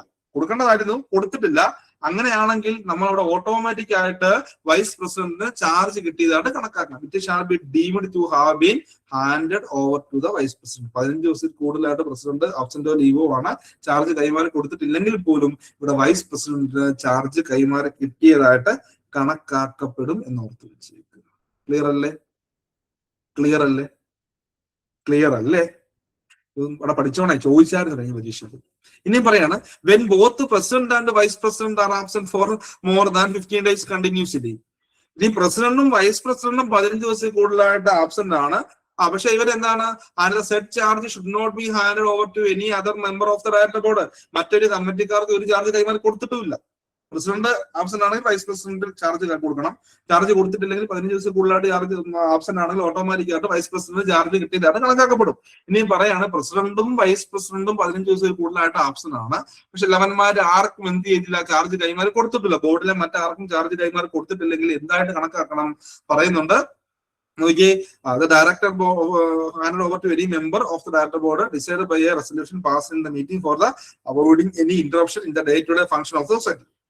അപ്പം അങ്ങനെ ചാർജ് കൈമാറി കൊടുക്കുന്നില്ലെങ്കിൽ ഡയറക്ടർ ബോർഡ്, ബാക്കിയുള്ള ഡയറക്ടർ ബോർഡ് ഉണ്ടല്ലോ അല്ലെ, കമ്മിറ്റി ഉണ്ടല്ലോ, അവരെന്ത് ചെയ്യുന്ന പറയുക, അവര് റെസൊല്യൂഷൻ പാസ്സാക്കി ആ ബാക്കിയുള്ള ഡയറക്ടർ ബോർഡിൽ നിന്നും ഒരാൾക്ക് ചാർജ് കൈമാറി കൊടുത്തതായിട്ട് ചാർജ് കൈമാറി കൊടുക്കും നോക്കി വെച്ചേക്കും.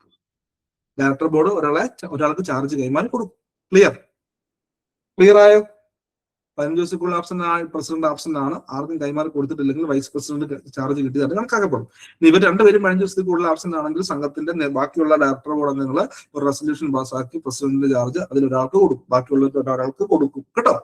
പ്രമേയം പാസ്സാക്കി വേണം കൊടുക്കാൻ, ഇല്ലെങ്കിൽ അവിടെ എന്തുണ്ടാവും, ഇന്ററപ്ഷൻ ഉണ്ടാവും, സംഘത്തിന്റെ ഡേ ടു ഡേ ഫംഗ്ഷന് ഒരു തടസ്സം ഉണ്ടാവും എന്ന് ഓർത്തു വെച്ച്.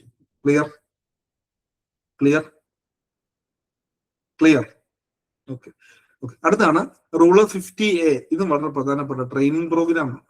അതായത് എല്ലാ ഇലക്ഷനിൽ കൂടെ വന്നതും അതോടെ തന്നെ കോപ്റ്റ് ചെയ്തതുമായി മാനേജിംഗ് കമ്മിറ്റി വന്നിട്ടുള്ള എല്ലാ മെമ്പേഴ്സും എന്ത് ചെയ്യണമെന്ന് പറയുക. എനിക്ക് every elected and coopted members of the managing committee of a cooperative society shall attend the training program conducted by the administrative department concerned or the state cooperative union or agricultural cooperative staff training institute or the IC Institute of Cooperative Management. ഇതൊന്നും ചോദിക്കില്ല, നിങ്ങളോട് ചോദിക്കുന്നത് ഇപ്പം ഇലക്ഷനിൽ കൂടെയോ അല്ലെങ്കിൽ co-opt ചെയ്ത് വന്നതോ ആയിട്ടുള്ള മാനേജിംഗ് കമ്മിറ്റിക്കാര് അവരങ്ങനെ വന്ന് ഒരു വർഷത്തിനുള്ളിലായിട്ട് എന്ത് ചെയ്തിരിക്കണം, ട്രെയിനിങ്ങിന് പങ്കെടുക്കണം കേട്ടോ. ട്രെയിനിങ് പ്രോഗ്രാമിൽ പങ്കെടുക്കണം.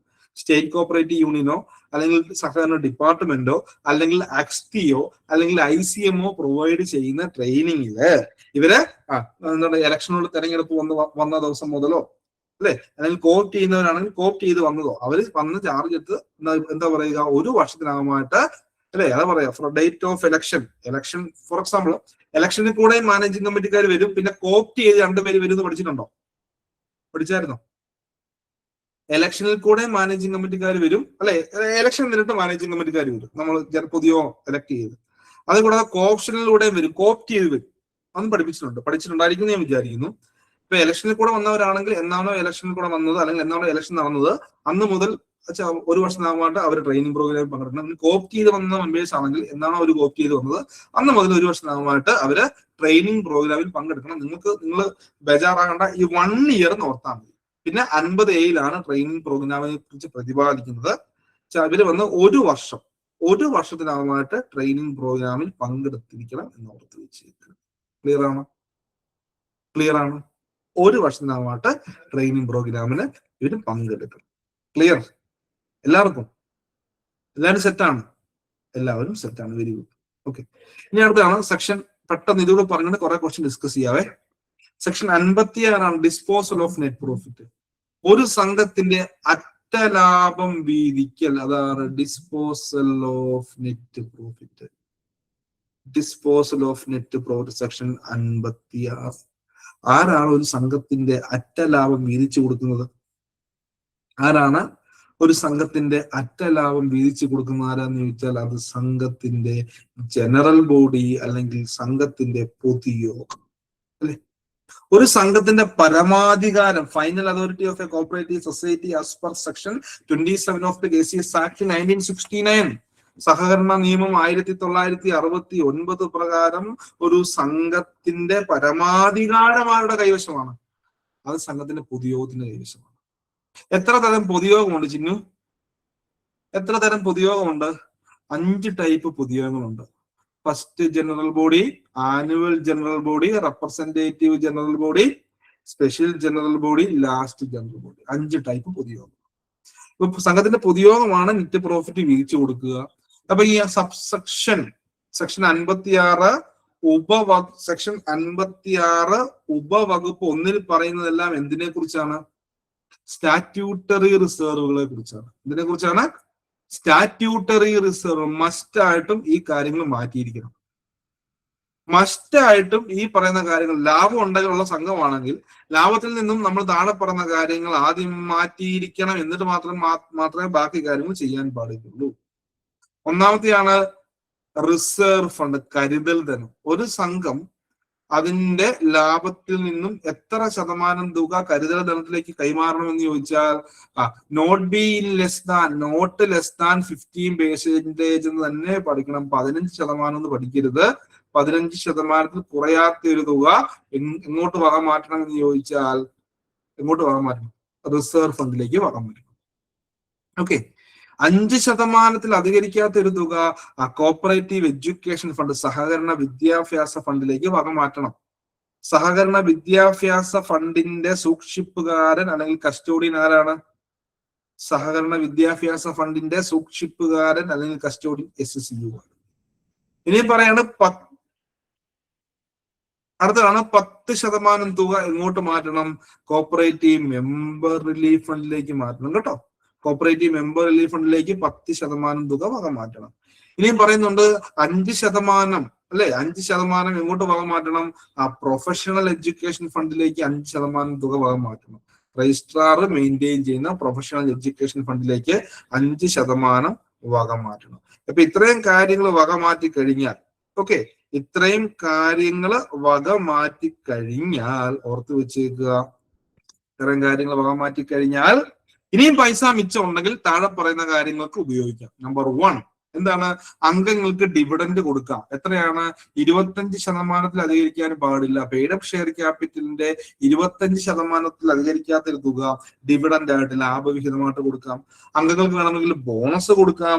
പിന്നെ പറയാണ് പാക്സുകൾ ഉണ്ടല്ലോ, പ്രാഥമിക കാർഷിക വായ്പാ സംഘങ്ങൾ, അവര് agriculture credit stabilisation fund maintain ചെയ്യണം. അത് 7% അവർ ക്രെഡിറ്റ് സ്റ്റെബിലൈസേഷൻ ഫണ്ടിലേക്ക് വക മാറ്റിയിരിക്കണം എന്ന് ഓർത്ത് വെച്ചേക്കുക. അടുത്തതാണ് ഡൊണേഷൻ. നമുക്ക് വേണമെങ്കിൽ ഡൊണേഷൻ കൊടുക്കാം. നല്ല കാര്യമല്ലേ?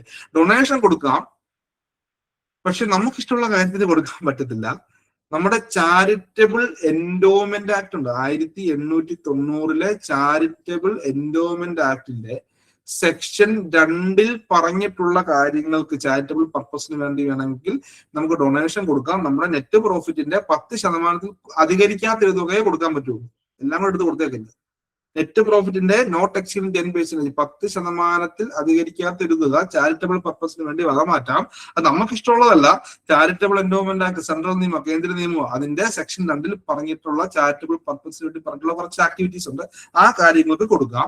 ഇനിയും പറയുകയാണ്, നമുക്ക് ഇനിയും പൈസ മിച്ചം ഉണ്ടെങ്കിൽ, അല്ലെ, പൈസ നമുക്ക് ഇനിയും ബാലൻസ് ഫണ്ട് നമുക്ക് ഇനിയും ഉണ്ടെങ്കിൽ എന്താണ് പറയുക? നമ്മുടെ ബൈലോയിൽ പറഞ്ഞിട്ടുള്ള, നിയമപരമായിട്ട് ബൈലോയിൽ പറഞ്ഞിട്ടുള്ള എല്ലാ കാര്യങ്ങൾക്കും ഉപയോഗിക്കാം. ഒരു കാര്യം ഒഴികെ ആ ഒരു കാര്യത്തിന് ഉപയോഗിക്കാൻ പറ്റത്തില്ല. ബാക്കിയുള്ള എന്ത് കാര്യത്തിനും ഉപയോഗിക്കാം. Except for the payment of bonus to employees. ജീവനക്കാർക്ക് ബോണസ് കൊടുക്കാൻ ഒരു കാരണവശാലും എന്ത് ഉപയോഗിക്കാൻ പാടില്ല? സംഘത്തിന്റെ നെറ്റ് പ്രോഫിറ്റ് ഉപയോഗിക്കാൻ പാടില്ല. അവിടെ ക്ലിയർ ആകണം മക്കളെ, ഞാൻ പറഞ്ഞ സ്പീഡ് കൂടി എനിക്കറിയാം. അതായത് ഞാൻ ഈ പറഞ്ഞ കാര്യങ്ങൾക്ക്, ഡി വരെ പറഞ്ഞ കാര്യങ്ങൾക്ക് ഉപയോഗിക്കാം. പിന്നെ ഈ പറയണ ഇനിയും നിങ്ങൾക്ക് പൈസ മിച്ചം ഉണ്ടെങ്കിൽ നിങ്ങൾക്ക് നിങ്ങളുടെ ബൈലോയിൽ പറഞ്ഞിട്ടുള്ള കാര്യങ്ങൾക്ക് ഉപയോഗിക്കാൻ കുഴപ്പമില്ല. നിങ്ങൾക്ക് നിങ്ങളുടെ ബൈലോയിൽ പറഞ്ഞിട്ടുള്ള കാര്യങ്ങൾക്ക് ഒക്കെ ഉപയോഗിക്കാം. പക്ഷെ ഇവര് പറയാണ് ഒരു കാര്യത്തിന് മാത്രം ഉപയോഗിക്കാൻ പാടില്ല. ആ കാര്യം ഏതാ? ഒരു കാര്യത്തിന് മാത്രം ഉപയോഗിക്കാൻ പാടില്ല. ആ കാര്യം ഏതാന്നേ? ആ ഒരു കാര്യം ഏതാ? ജീവനക്കാർക്ക് ബോണസ് കൊടുക്കാൻ ഉപയോഗിക്കാൻ പാടില്ല. കേട്ടോ, ആർക്കാണ് ബോണസ് എന്ന് ചോദിച്ചാൽ ജീവനക്കാർക്ക് ഓർത്ത് വെച്ചേക്കുക. Payment of bonus to employees. മനസ്സിലായോടാ? മനസ്സിലായോ? ജീവനക്കാർക്ക് ബോണസ് കൊടുക്കാൻ പറ്റില്ല. പിന്നെ ഒരു കാര്യം, സാധാരണ ഈ ലാഭവിഹിതം ആർക്ക് മാത്രമേ കിട്ടുകയുള്ളൂ? ഡിവിഡൻഡ് അല്ലെങ്കിൽ ലാഭവിഹിതം ആർക്ക് മാത്രമേ കിട്ടാറുള്ളൂ? ലാഭവിഹിതം എ ക്ലാസ് മെമ്പേഴ്സിനല്ലേ കിട്ടുള്ളൂ. വോട്ടവകാശമുള്ള എ ക്ലാസ് മെമ്പേഴ്സിനല്ലേ ലാഭവിഹിതം കിട്ടുകയുള്ളൂ. നോമിനൽ ആൻഡ് അസോസിയേറ്റ് മെമ്പേഴ്സിന് ലാഭവിഹിതം കിട്ടുമോ? നോമിനൽ അല്ലെങ്കിൽ അസോസിയേറ്റ് മെമ്പറിന് ലാഭവിഹിതം കിട്ടുമോ? സാധാരണ കിട്ടത്തില്ല ഒരു ബാങ്കിലും. പക്ഷെ ഒരു ബാങ്കിൽ മാത്രം കിട്ടും. സാധാരണ എല്ലാ ബാങ്കിലും കിട്ടത്തില്ല, പക്ഷെ ഒരു ബാങ്കിൽ മാത്രം കിട്ടും. ഏത് ബാങ്കിലാന്ന് ചോദിച്ചാൽ അത് ഈ ബാങ്കിൽ, Kerala state cooperative bank, Kerala സംസ്ഥാന സഹകരണ ബാങ്ക്, KB-യിൽ എന്ത് കിട്ടും? അവിടെ എന്ത് കിട്ടും? ലാഭവിഹിതം കിട്ടും. അവിടുത്തെ നോമിനൽ ആൻഡ് അസോസിയേറ്റ് മെമ്പേഴ്സിൽ ലാഭവിഹിതം കിട്ടും. കാരണം എന്താന്ന് ചോദിച്ചാല് കേരള ബാങ്കില് നമ്മൾ മെമ്പർ എന്നുള്ള ടേം, അവര് അവിടെ പണ്ട് ജില്ലാ ബാങ്കിലായിരുന്നു അല്ലെ, മെമ്പർ എന്നുള്ള ടേമിൽ എന്തും കൂടെ ഉൾപ്പെടുന്നുണ്ട്, നോമിനൽ ആൻഡ് അസോസിയേറ്റ് മെമ്പറും കൂടെ എവിടെ ഉൾപ്പെടുന്നുണ്ട്? മെമ്പർ എന്നുള്ള ടേമിൽ ഉൾപ്പെടുന്നുണ്ട്. നോമിനൽ ആൻഡ് അസോസിയേറ്റ് മെമ്പറും കൂടെ കേരള ബാങ്കിൽ മെമ്പർ എന്നുള്ള ടേമിൽ ഉൾപ്പെടുന്നുണ്ട്. അതുകൊണ്ടാണ് അവിടെ ഉള്ള അല്ല കേരള സ്റ്റേറ്റ് കോപ്പറേറ്റീവ് ബാങ്കിലെ നോമിനൽ ആൻഡ് അസോസിയേറ്റ് മെമ്പേഴ്സിന് ലാഭവിഹിതം കിട്ടുന്നത്. ക്ലിയർ അല്ലേ? ക്ലിയർ അല്ലേ? ക്ലിയർ അല്ലേ? ക്ലിയർ ആണ്. ഇനി കുറെ ക്വസ്റ്റ്യൻ ചെയ്യാം. ഇത് വളരെ ഇമ്പോർട്ടന്റ്. നമുക്ക് 1.5 മണിക്കൂർ സമയമാണ് തന്നേക്കുന്നത്. ഇനി കുറച്ച് ക്വസ്റ്റ്യൻ കൂടെ നമുക്ക് പെട്ടെന്ന് ചെയ്ത് പോവാം. പറഞ്ഞേ വേഗം പറഞ്ഞേ. ചെയ്യാം. പറഞ്ഞേ.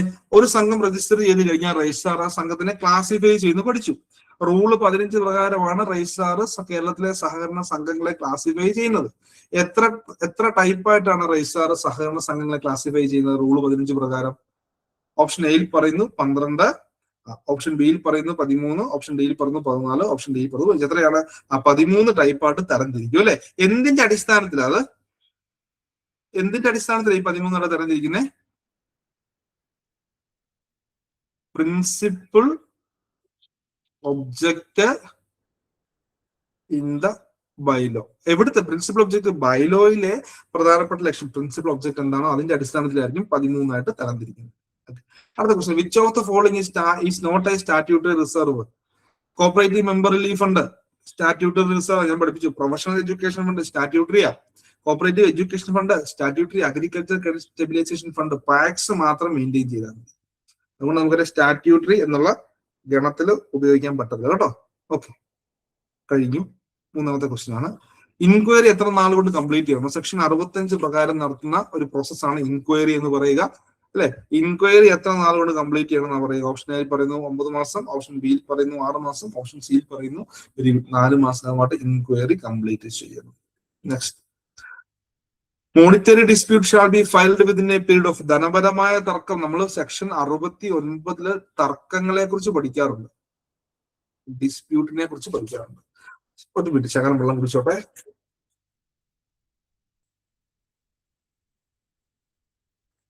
സെക്ഷൻ 69 നമ്മൾ തർക്കങ്ങളെ കുറിച്ച് പഠിക്കുന്നുണ്ട്.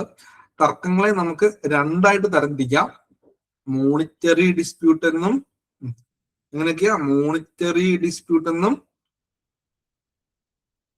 നോൺ മോണിറ്ററി ഡിസ്പ്യൂട്ടും തരംതിരിക്കാം. മോണിറ്ററി ഡിസ്പ്യൂട്ട് ആണെങ്കിൽ നമ്മൾ ആരുടെ മുൻപാകെ കേസ് ഫയൽ ചെയ്യുന്നേ? മോണിറ്ററി ഡിസ്പ്യൂട്ട് ആണെങ്കിൽ ആരുടെ മുൻപാകെ കേസ് ഫയൽ ചെയ്യുന്നേ? രജിസ്ട്രാറിന്റെ മുൻപാകെയാണ്. നോൺ മോണിറ്ററി ആണെങ്കിലോ കോപ്പറേറ്റീവ് ആർബിട്രേഷൻ കോടതി മുൻപാകെ. ഓക്കെ, അപ്പൊ നമ്മൾ ധനപരമായ തർക്കം എത്ര നാളുകൾക്കായിട്ട് നമ്മൾ ഫയൽ ചെയ്യണം? 3 വർഷത്തിനുള്ളിലായിട്ട് ഫയൽ ചെയ്യണം. സെക്ഷൻ 69 4 പറയുക. ഏത് ഷെഡ്യൂളിലാണ് ഇതിനെ കുറിച്ച് പറയുന്നത്? ഏത് പട്ടികയിലാണ്? Schedule very good, schedule 3 schedule 1 എന്താ പറയുന്നത്? ഷെഡ്യൂൾ 1 എന്താ പറയുന്നത്? ലിസ്റ്റ് ആണ്. എന്തിന്റെ list? Apex and central society, അതായത് PSC വഴി അപ്പോയിന്റ്മെന്റ് നടത്തുന്ന അപ്പെക്സ് ആൻഡ് സെൻട്രൽ സംഘങ്ങളുടെ ലിസ്റ്റ് ആണ് ഷെഡ്യൂൾ 1 പറയുന്നത്. ഷെഡ്യൂൾ 2 പറയുന്നത് എന്താണ്? കോപ്പറേറ്റീവ് പ്രിൻസിപ്പിൾസ് ആണ്. ഷെഡ്യൂൾ 3 പറഞ്ഞ ടൈം ലിമിറ്റ് ആണ്. ഓക്കെ, അപ്പൻഡിക്സ് 1 പറഞ്ഞ എന്താണ്? Registers to be maintained by SCU and CCU. SCUവും CCUവും മെയിൻറ്റെയിൻ ചെയ്യേണ്ട രജിസ്റ്ററുകളെ കുറിച്ച് അപ്പൻഡിക്സ് 1. Appendix 2 form. അപ്പൻഡിക്സ് 3 എന്ന് പറഞ്ഞാൽ എന്താണ്? Classification by government. ഒരു ധനപരമായ തർക്കം നമ്മൾ 3 വർഷത്തിനകമായിട്ട് ഫയൽ ചെയ്യണം. അങ്ങോട്ട് ഇനി പറയാണ്, in the case of insured cooperative bank. Insured cooperative ബാങ്കിൽ an order of winding up may be only made by the previous sanction writing of dash. ആരാണ് ഇൻഷ്യൂർഡ് കോപ്പറേറ്റീവ് ബാങ്കിന്റെ വൈൻഡിങ് അപ്പ് ഓർഡർ ഇഷ്യൂ ചെയ്യുന്നത്? Insured cooperative ബാങ്കിന്റെ winding up order ആരാണ് issue ചെയ്യുന്നത്? Winding up order issue ചെയ്യുന്ന ആരാ? പറഞ്ഞേ, ആരാ? RBI ആണോ? RBI ആണോടാ? എടാ മക്കളെ, വൈൻഡിങ് അപ്പ് ഓർഡർ ഇഷ്യൂ ചെയ്യുന്ന ആരാ? RCS. എന്നാ സംശയം ഇരിക്കുന്നേ? RCS ആണ് വൈൻഡിങ് അപ്പ് ഓർഡർ ഇഷ്യൂ ചെയ്യുന്നത്. ആരുടെ മുൻകൂട്ടിയുള്ള രേഖാമൂലമുള്ള അനുമതി മൂലമാണ്. സോറി, രേഖാമൂലമുള്ള അനുമതി, കറക്റ്റ്, അത് തന്നെയാണ് അതിന്റെ കറക്റ്റ് മലയാളം വാക്ക്. പ്രീവിയസ് സാങ്ഷൻ ഇൻ റൈറ്റിംഗ്, മുൻകൂട്ടിയുള്ള റൈറ്റിംഗ് എന്ന് പറയുന്നത് എഴുതി, അതെ, രേഖാമൂലമുള്ള അനുമതിയോടെ ആയിരിക്കും എന്ന് ചോദിച്ചാൽ അതാണ് ഓർത്ത് വെച്ചുക, Reserve Bank of India. Reserve Bank of ഇന്ത്യയുടെ മുൻകൂട്ടിയുള്ള രേഖാമൂലമുള്ള അനുമതിയോടെ ആയിരിക്കും നമ്മുടെ registrar winding up order issue ചെയ്യുന്നത്. നമ്മുടെ ഇൻഷുർഡ് കോപ്പറേറ്റീവ് ബാങ്കിന്റെ ഒരു വൈൻഡിങ് അപ്പ് ഓർഡർ ഇട്ട് കഴിഞ്ഞാൽ അതിനെതിരെ അപ്പീൽ സാധ്യമാണോ? അതിനെതിരെ അപ്പീൽ പറ്റുമോ? ഒരു രക്ഷയില്ല കേട്ടോ. ഇട്ടതാ. നമ്മൾ മറ്റേ പറഞ്ഞില്ലേ, അടിച്ചാൽ അടിച്ചതാന്ന് പറഞ്ഞ പോലെ ഇട്ടതാ. വൈൻഡിങ് അപ്പ് ഓർഡർ ഇട്ട് കഴിഞ്ഞാൽ പിന്നെ ഒരു പരിപാടി നടക്കത്തില്ല. ഓക്കെ, ക്ലിയർ ആണെന്ന് വിചാരിക്കുന്നു. അടുത്ത ക്വസ്റ്റ്യൻ പറയുന്നത്, in case where there are more than 10 and less than dash employees, അതായത് 10-ൽ കൂടുതലും ഡാഷ് എംപ്ലോയീസ് കുറവാണെങ്കിൽ അവിടെ ഈ ഫിസിക്കലി ഹാൻഡിക്യാപ്ഡിൽ നിന്നുള്ള എത്ര അംഗങ്ങൾ വേണം? മിനിമം എത്ര പേരിലും വേണമെന്ന് പറയുക? ഒരാൾ വേണം അല്ലെ? അതായത് സംഘത്തിലെ ജീവനക്കാരുടെ എണ്ണം 10-ൽ കൂടുതലും 25-ൽ കുറവുമാണെങ്കിൽ അവിടെ മിനിമം എന്താണ്? ഒരു ഫിസിക്കലി ഹാൻഡിക്യാപ്ഡ് ആയിട്ടുള്ള ജീവനക്കാരൻ വേണം. ഓക്കെ, അടുത്താണ്, where the application to register an amendment of bylaw of a PAX is not disposed of by the registrar within 90 days. അതായത് ബൈലോ അമെന്റ്മെന്റ് രജിസ്റ്റർ ചെയ്ത് നമുക്കറിയാം, നമ്മളൊരു ബൈലോ അമെന്റ് ചെയ്താൽ എന്ന് മുതലാണ് അത് പ്രാബല്യത്തിൽ വരിക എന്ന് ചോദിച്ചാൽ, ബൈലോ അമെന്റ്മെന്റ് ഓർത്ത് വെച്ച് രജിസ്റ്റർ ചെയ്തെങ്കിൽ മാത്രമേ അത് പ്രാബല്യത്തിൽ വരികയുള്ളൂ അല്ലെ? സംഘത്തിന്റെ പൊതുയോഗം ചേർന്ന് ബൈലോ അമെന്റ് ചെയ്ത് പക്ഷെ അത് രജിസ്റ്റർ ചെയ്തെങ്കിൽ മാത്രമേ അതിന് വാലിഡിറ്റി ഉണ്ടാവുള്ളൂ, അത് പ്രാബല്യത്തിൽ വരികയുള്ളൂ. നമ്മൾ ബൈലോ അമെന്റ് ചെയ്യാനുള്ള ഒരു പാക്സിന്റെ ബൈലോ അമെന്റ് ചെയ്യാനുള്ള അപേക്ഷ കൊടുത്തു. പാക്സിന്റെ ബൈലോ അമെന്റ് ചെയ്യാനുള്ള അപേക്ഷ സാധാരണയായിട്ട് നമ്മൾ ഇതൊക്കെ ഈ പാക്സുമായി ബന്ധപ്പെട്ട രജിസ്ട്രേഷൻ തുടങ്ങിയ കാര്യങ്ങളൊക്കെ ചെയ്യുന്നത് നമ്മുടെ JR പൊതുവെ കേട്ടോ. പോട്ടെ, പാക്സിന്റെ ആണെങ്കിൽ നമുക്കറിയാം, നമ്മൾ മെയിൻ റൈസാന് മുൻപാകെ കൊടുക്കുവോ? ഇല്ല, മെയിൻ റൈസാന് മുൻപാകെ ആയിരിക്കില്ല പാക്സിന്റെ ബൈലോ അമെന്റ്മെന്റ് രജിസ്റ്റർ ചെയ്യാൻ കൊടുക്കുക. സാധാരണയായിട്ട് JRന്റെ മുൻപാകെ ആയിരിക്കും സാധാരണ കൊടുക്കുക. ഓക്കെ, അപ്പൊ അങ്ങനെ JRന്റെ മുൻപാകെ കൊടുത്ത് വിചാരിക്കുക. ഓക്കെ, ഒരിക്കലും നമ്മൾ മെയിൻ റൈസാന് മുൻപാകെ പോകത്തില്ല. അത് സംസ്ഥാനം ഒട്ടാകെ പ്രവർത്തന പരിധിയുള്ള സംഘങ്ങളുടെ സാഹചര്യത്തിലാണ് മെയിൻ രജിസ്ട്രാറിന് മുൻപാകെ പോവുക. ഇവിടെ നമ്മൾ അപേക്ഷ കൊടുത്തു, 90 ദിവസമായിട്ടും അതിന്മേൽ തീരുമാനമൊന്നും എടുക്കുന്നില്ല എന്നുണ്ടെങ്കിൽ നമ്മൾ റെപ്രസെന്റേഷനുമായിട്ട് പോകുന്നത് എവിടെയാണ്? രജിസ്ട്രാറിന്റെ മുൻപാകെയാണ്. ഇനി നമ്മൾ മെയിൻ രജിസ്ട്രാറിന്റെ മുൻപാകെയാണ് നമ്മൾ അമെന്റ്മെന്റിന് പോയത്. അതായത് മെയിൻ രജിസ്ട്രാർ എന്ന് നമ്മളിവിടെ ഉദ്ദേശിക്കുന്നത് സംസ്ഥാനം ഒട്ടാകെ പ്രവർത്തന പരിധിയുള്ള ഒരു സംഘം, കേരള ബാങ്കിന്റെ ബൈലോ അമെന്റ് ചെയ്യാൻ വേണ്ടി നമ്മൾ മെയിൻ രജിസ്ട്രാറിന്റെ അടുത്ത് പോയി, പുള്ളി നമുക്ക് ഒന്നും ചെയ്തു തന്നില്ല എന്നുണ്ടെങ്കിൽ നമ്മൾ അവിടെ എന്താണ് ആ ഒരു റെപ്രസെന്റേഷൻ നിവേദനവുമായി പോകുന്നത് ഗവൺമെന്റ് മുൻപാകെ. ഇവിടെ പറയാണ്, ഒരു പീക്കാർഡിന്റെ പ്രവർത്തന പരിധി ഒരു താലൂക്കായിരിക്കും കേട്ടോ. പീക്കാർഡ് ബാങ്ക്, ഗ്രാമവികസന ബാങ്ക് ല്ലേ. അടുത്താണ്, the committee shall meet at least dash days in advance of the date of expiration of its term and pass a resolution fixing the date, time and place for the conduct of election to the new committee. നമുക്കറിയാം, ഒരു പുതിയ കമ്മിറ്റിയുടെ ഇലക്ഷനുമായി ബന്ധപ്പെട്ട കാര്യങ്ങളാണ് പറയുന്നത്. അപ്പൊ നിലവിലുള്ള ഒരു കമ്മിറ്റി അവരുടെ കാലാവധി കഴിയുന്നതിന് 60 ദിവസം മുൻപെങ്കിലും, ഞാൻ ഉത്തരം പറഞ്ഞുപോയി, പോട്ടെ, 60 ദിവസം മുൻപെങ്കിലും എന്ത് ചെയ്തിരിക്കണം? ഒരു കമ്മിറ്റി മീറ്റിംഗ് വിളിച്ചു ചേർത്ത് റെസൊല്യൂഷൻ ഫിക്സ് ചെയ്യണം. ഇലക്ഷന്റെ ഡേറ്റ് എന്നാണ്, ഏത് സമയത്താണ്, ഏത് സ്ഥലത്ത് വെച്ചാണ് പുതിയ മാനേജിംഗ് കമ്മിറ്റി അല്ലെ പുതിയ ഇലക്ഷൻ നടത്തേണ്ടത് എന്നുള്ള പ്രമേയം പാസ്സാക്കിയിരിക്കണം. 60 ദിവസം മുൻപെങ്കിലും, നിലവിലുള്ള കമ്മിറ്റിയുടെ 60 ദിവസം മുൻപെങ്കിലും ചെയ്തിരിക്കണം. അടുത്ത ക്വസ്റ്റ്യൻ ആണ്, arbitrator shall pass an award within dash in accordance with the provision of cases act. Act ഉണ്ട് കേട്ടോ. അതായത് നമ്മള് ഒരു മോണിറ്ററി ഡിസ്പ്യൂട്ടുമായി ബന്ധപ്പെട്ട് ആരുടെ മുൻപാകെ ആയിരിക്കും മോണിറ്ററി ഡിസ്പ്യൂട്ട് നമ്മൾ ഫയൽ ചെയ്യുന്നത്? മോണിറ്ററി ഡിസ്പ്യൂട്ട് രജിസ്ട്രാറിന്റെ മുൻപാകെയാണ് നമ്മൾ മോണിറ്ററി ഡിസ്പ്യൂട്ടുകൾ ഫയൽ ചെയ്യുന്നത് അല്ലെ. ഇപ്പൊ രജിസ്ട്രാറിന് 3 ഓപ്ഷൻ ഉണ്ടല്ലോ. ഒന്ന്, ബൈ ഹിംസെൽഫ്, സ്വമേധയെ എന്ത് ചെയ്യാം? കേസ് കേട്ട് കേസിന്മേൽ തീരുമാനം എടുക്കാം. 2, ഗവൺമെന്റ് ഇതിലേക്ക് ആരെങ്കിലും ആ അധികാരം നൽകി നിശ്ചയിച്ചിട്ടുണ്ടെങ്കിൽ അവരിലേക്ക് കൈമാറി കൊടുക്കാം. 3ാമത്തെ ഓപ്ഷൻ എന്ന് പറയാം, രജിസ്ട്രാറിന്റെ സബോർഡിനേറ്റ് ആയിട്ടുള്ള ഒരു ജീവനക്കാരനെ ഒരു ആർബിട്രേറ്റർ ആയിട്ട് എന്ത് ചെയ്യാം? അപ്പോയിന്റ് ചെയ്യാം. മധ്യസ്ഥൻ എന്ന് പറയും, ആർബിട്രേറ്റർ, മധ്യസ്ഥൻ. അപ്പം ആർബിട്രേറ്ററിന് മുൻപാകെ ഒരു കേസ് വന്നു, ഒരു ധനപരമായ തർക്കം വന്നെങ്കിൽ അദ്ദേഹം എത്ര നാളുകൾക്കായിട്ട് വിധി പാസ്സാക്കണമെന്ന് ആവശ്യം, അവാർഡ് പാസ്സാക്കണം. Option A 3, option B 2, option C 1 വർഷം, ഓപ്ഷൻ ഡി 6 മാസം. 1 വർഷത്തിനാകുമായിട്ട് എന്ത് ചെയ്യണം, അവിടെ വിധി ഇഷ്യൂ ചെയ്യണം കേട്ടോ, അവാർഡ് പാസ്സാക്കണം എന്ന് ഓർത്ത് വെച്ചത്. ഒരു ചോദ്യം ചോദിച്ചോട്ടെ, അങ്ങനെയെങ്കിൽ ഏത് സെക്ഷൻ പ്രകാരമാണ് അവാർഡ് പാസ്സാക്കുക? Award order decision. Cooperative arbitration കോടതിയുടെ വിധി എന്ന് അവര് പാസ്സാക്കുന്നതിന് നമ്മൾ എന്തെന്ന് പറയും? അവാർഡ് എന്ന് പറയും. ആർബിട്രേറ്ററിന് പാസ്സാക്കുന്നതിന് നമ്മൾ അവാർഡ് എന്ന് പറയും. രജിസ്ട്രാറിന് നമ്മൾ ഡിസിഷൻ അല്ലെങ്കിൽ ഓർഡർ എന്നൊക്കെ പറയും കേട്ടോ. ഏത് വകുപ്പ് പ്രകാരമാണ് award പാസ്സാക്കുന്നത്?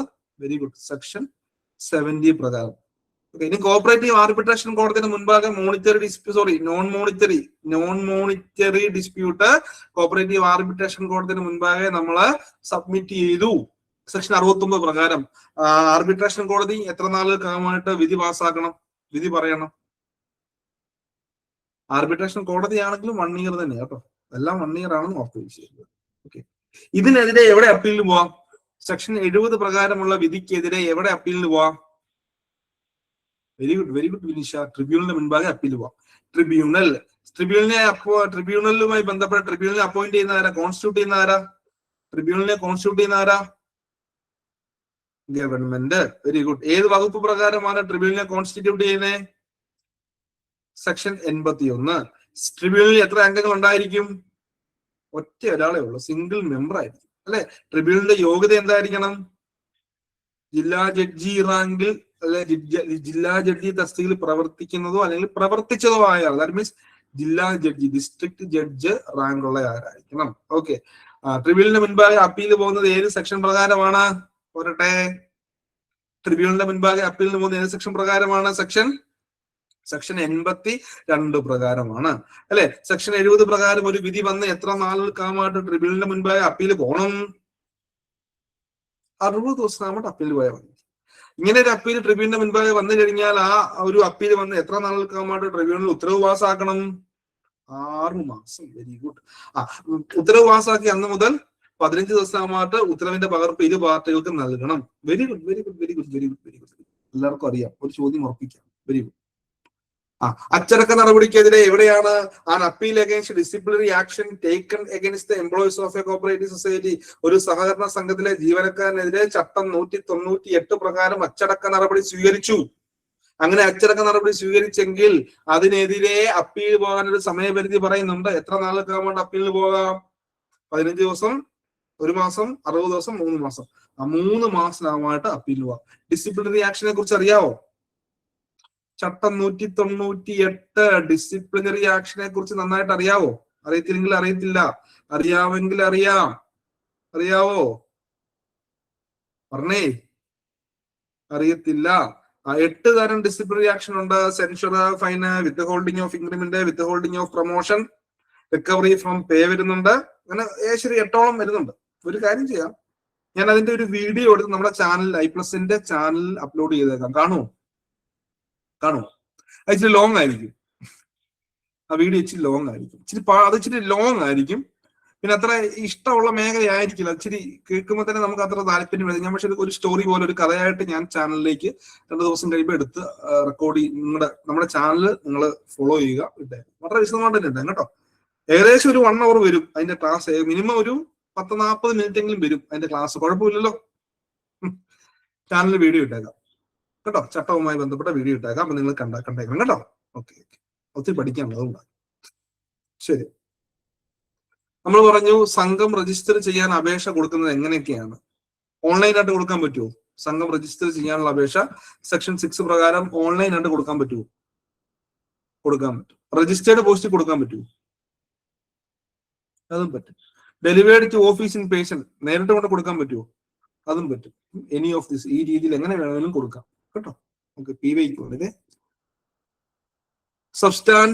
substantive vacancies in the post of clerk in the society falling under class -2 അല്ലെ. അപ്പം 1:2 ഇപ്പം നിലവിൽ നിൽക്കുന്ന ഏത് സംഘത്തിനാണ്? സംഘം 2 മുതൽ 7 വരെയുള്ള സംഘങ്ങളിൽ 1:2 അനുവാദമാണ്. Super grade, special grade class 1 എത്രയാണ്? 1:4 ആണ് കേട്ടോ. 1:4 ആണ്. അതിന്റെ ക്ലാസ് ഞാൻ അപ്ലോഡ് ചെയ്തേക്കാം. ഇങ്ങനെ ഒറ്റ മിനിറ്റ് കൊണ്ട് തീരില്ല. അതിന്റെ ക്ലാസ് അപ്ലോഡ് ചെയ്തേക്കാം കേട്ടോ. അതിന്റെ ക്ലാസ് അപ്ലോഡ് ചെയ്തേക്കാവേ കേട്ടോടാ. അടുത്ത question. Which of the following is not an agenda item of general body of a society? ഒരു സംഘത്തിന്റെ പൊതുയോഗത്തിന്റെ അജണ്ട വരാത്തത് ഏതായിരിക്കണം? ബൈലോ അമെന്റ്മെന്റ് പൊതുയോഗത്തിലാണ് വരുന്നത്, അത് നമ്മുടെ അജണ്ടയിൽ ഉണ്ടായിരിക്കണം. സംഘത്തിന്റെ പൊതുയോഗത്തിന്റെ അജണ്ടയിൽ ബൈലോ അമെന്റ്മെന്റിന്റെ കാര്യങ്ങൾ ഉണ്ടായിരിക്കണം.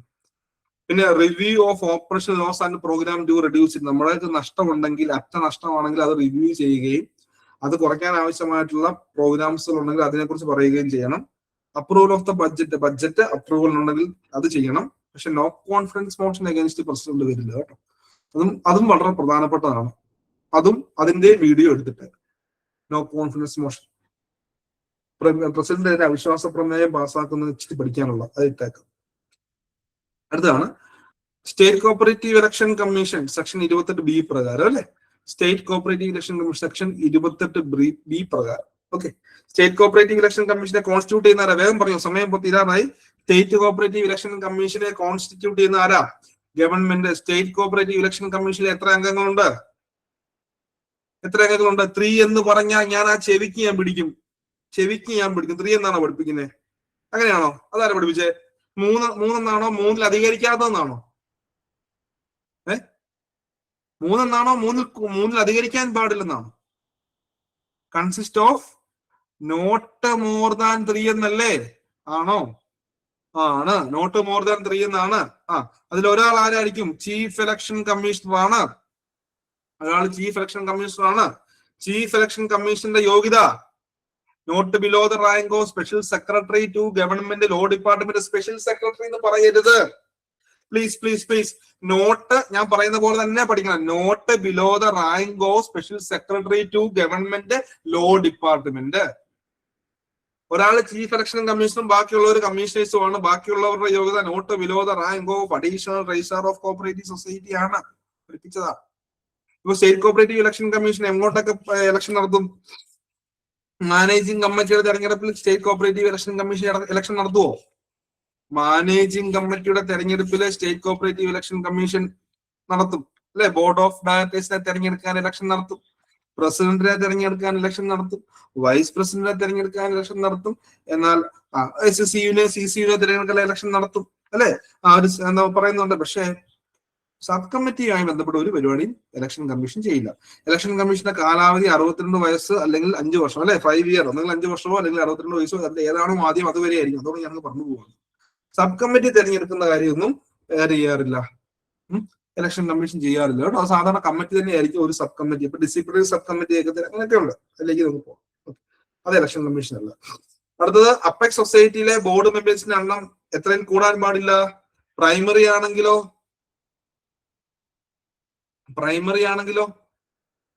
പ്രൈമറി സംഘത്തിലെ മാനേജിംഗ് കമ്മിറ്റിയുടെ എണ്ണം എത്രയാ? 7 to 15. അപ്പെക്സ് അംഗമാണെങ്കിൽ 7 to 21 എന്ന് ഓർത്ത് വെച്ചു കേട്ടോ. Okay, very good. ഒരു സംഘം സ്പെഷ്യൽ ജനറൽ ബോഡിയുമായി ബന്ധപ്പെട്ട കാര്യം, വിശേഷാൽ പൊതുയോഗം. സ്പെഷ്യൽ ജനറൽ ബോഡിയുമായി ബന്ധപ്പെട്ട സെക്ഷൻ ഏതാ? സ്പെഷ്യൽ ജനറൽ ബോഡിയുമായി ബന്ധപ്പെട്ട സെക്ഷൻ ഏതാ പറഞ്ഞേ? Special general body section 30. Rule ഏതാ? റൂള് 36. അപ്പൊ സ്പെഷ്യൽ ജനറൽ ബോഡി വിളിച്ചു ചേർക്കുന്ന സാധാരണ മാനേജിംഗ് കമ്മിറ്റിയാണ്. ഏതാ? Managing committee of a society can call A special general body meeting at any time എന്നാ പറയുന്നത് അല്ലെ. അപ്പം ഒന്നെങ്കിൽ രജിസ്ട്രാറിന്റെ റിക്വസിഷൻ കിട്ടിയോ, ഒന്നെങ്കിൽ രജിസ്ട്രാറിന്റെ അപേക്ഷ കിട്ടിയോ, അല്ലെങ്കിൽ ടോട്ടൽ നമ്പർ ഓഫ് മെമ്പേഴ്സിന്റെ 1 പേജിൽ കുറയാത്ത ആൾക്കാരുടെ അപേക്ഷ കിട്ടിയതിനു ശേഷമായിരിക്കും ഇവർ വിളിച്ചു ചേർക്കുക. ഇങ്ങനെ ഒരു അപേക്ഷ കിട്ടിക്കഴിഞ്ഞാൽ 1 മാസമായിട്ട് അവര് എന്താണ് വിശേഷാൽ പൊതുയോഗം അല്ലെങ്കിൽ സ്പെഷ്യൽ ജനറൽ ബോഡി വിളിച്ചു ചേർക്കണം എന്ന് ഓർത്ത് വെച്ചു. അടുത്തത് minutes book shall be record by PYQ. Minutes ബുക്കിൽ ആർക്കൊക്കെ രേഖപ്പെടുത്താം? പ്രസിഡന്റിന് രേഖപ്പെടുത്താം, ഏതെങ്കിലും മാനേജിംഗ് കമ്മിറ്റിക്കാരനും രേഖപ്പെടുത്താം, സംഘത്തിന്റെ ചീഫ് എക്സിക്യൂട്ടീവിനും രേഖപ്പെടുത്താം. Answer the president or any member of the committee or the chief executive of the society. Clear? ആരാണ് മിനിറ്റ്സ് ബുക്കിന്റെ കസ്റ്റോഡിയൻ? മിനിറ്റ്സ് ബുക്ക് സൂക്ഷിച്ചു വെക്കേണ്ട ആരാ? വെരി ഗുഡ്, സെക്രട്ടറിയാണ്. Very good. സെക്രട്ടറി ആയിരിക്കും സൂക്ഷിച്ചു വെക്കേണ്ടത്. ഇവർ ആർക്ക് വേണമെങ്കിലും രേഖപ്പെടുത്താം. പിന്നെ ആൾക്കാർ വന്ന് ചോദിക്കുമ്പോൾ മിനിറ്റ്സ് ബുക്ക് സെക്രട്ടറി അവർക്ക് എടുത്ത് കൊടുക്കണം. ഓഡിറ്റിംഗ് ഇൻസ്പെക്ഷൻ വന്ന് മിനിറ്റ്സ് ബുക്ക് ചോദിച്ചാൽ കൊടുക്കണം. പ്രസിഡന്റ് ചോദിച്ചാൽ കൊടുക്കണം. ഏത് മാനേജിംഗ് കമ്മിറ്റിക്കാർ ചോദിച്ചാലും കൊടുക്കണം കേട്ടോ. അടുത്തത് On the expiry of the period of dash, the books and records of a liquidated society may be destroyed by the liquidator on taking notice to that effect from the registrar. Liquidation winding up. ഏത് section പ്രകാരമാണ് registrar winding അപ്പിന് order ഇടുന്നേ? Section 71. Winding അപ്പിന് ഉത്തരവിട്ട് കഴിഞ്ഞാൽ section 72 പ്രകാരം ലിക്വിഡേറ്ററിനെ appoint ചെയ്യും. Section 73 ലിക്വിഡേറ്ററിന്റെ അധികാരങ്ങളെ കുറിച്ച് പറയും. സെക്ഷൻ 74 രജിസ്ട്രേഷൻ ക്യാൻസൽ ചെയ്യും. ചട്ടം 69 rule 69 procedures to be followed by liquidator. ലിക്വിഡേഷനുമായി ബൈൻഡിങ്ങുമായി ബന്ധപ്പെട്ട നടപടിക്രമങ്ങളെ കുറിച്ച് ചട്ടം 69 പറയുന്നു. ലാസ്റ്റ് ജനറൽ ബോഡിയെ കുറിച്ച് പ്രതിപാദിക്കുന്ന ചട്ടം റൂൾ 69 സബ് റൂൾ 9 അല്ല, ചട്ടം 69 ഉപചട്ടം 9 എന്ന് പറയും. 69 ലാസ്റ്റ് ജനറൽ ബോഡി. ഒരു തവണ അങ്ങനെ തന്നെ ചോദിച്ചു. ലാസ്റ്റ് ജനറൽ ബോഡിയെ കുറിച്ച് പ്രതിപാദിക്കുന്ന 69 69 പഠിക്കരുത്. 69 അപ്പൊ ലിക്വിഡേറ്റർ എത്ര വർഷം കൊണ്ട് പണി തീർത്തിരിക്കണം? ലിക്വിഡേറ്ററിന്റെ പരിപാടി എത്ര വർഷം കൊണ്ട് തീർത്തിരിക്കണം? കമന്റ് ചെയ്തേ.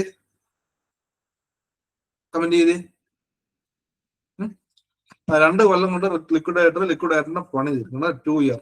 2 കൊല്ലം കൊണ്ട് ലിക്വിഡേറ്ററിന്റെ പണി തീർത്തിരിക്കണം. ഇനിയിപ്പം അത് കഴിഞ്ഞാൽ ഈ ലിക്വിഡേഷൻ പരിപാടി കഴിഞ്ഞു കഴിഞ്ഞാൽ ലിക്വിഡേറ്ററിന്റെ ഓഫീസിൽ എത്ര നാളത്തേക്കായിരിക്കും സൂക്ഷിക്കുക? ഈ ലിക്വിഡേറ്റ് ചെയ്ത സംഘത്തിന്റെ റെക്കോർഡ്സുകളൊക്കെ എത്ര നാളത്തേക്ക് സൂക്ഷിക്കണം? 3 വർഷത്തേക്ക് സൂക്ഷിക്കണം. അതിനുശേഷം രജിസ്ട്രാറിന്റെ ഉത്തരവോടെ വേണമെങ്കിൽ നശിപ്പിച്ച് കളയാം, ഡിസ്ട്രോയ് ചെയ്യാം. പക്ഷെ 3 വർഷം സൂക്ഷിക്കണം. Last question, the initial share capital to be needed for the registration of a service cooperative society. Service cooperative society register ചെയ്യണമെങ്കിൽ നമുക്ക് വേണ്ട പ്രാരംഭ മൂലധനം എത്ര? 1 ലക്ഷമാണോ, 2.5 ലക്ഷമാണോ, 3 ലക്ഷമാണോ, 5 ലക്ഷമാണോ? മിനിമം നമുക്ക് 2.5 ലക്ഷം വേണം. കാരണം സർവീസ് സഹകരണ ബാങ്ക് എന്ന് പറഞ്ഞാൽ ഒരു വായ്പാ സംഘം, ലോൺ കൊടുക്കുന്ന സംഘമല്ലേ.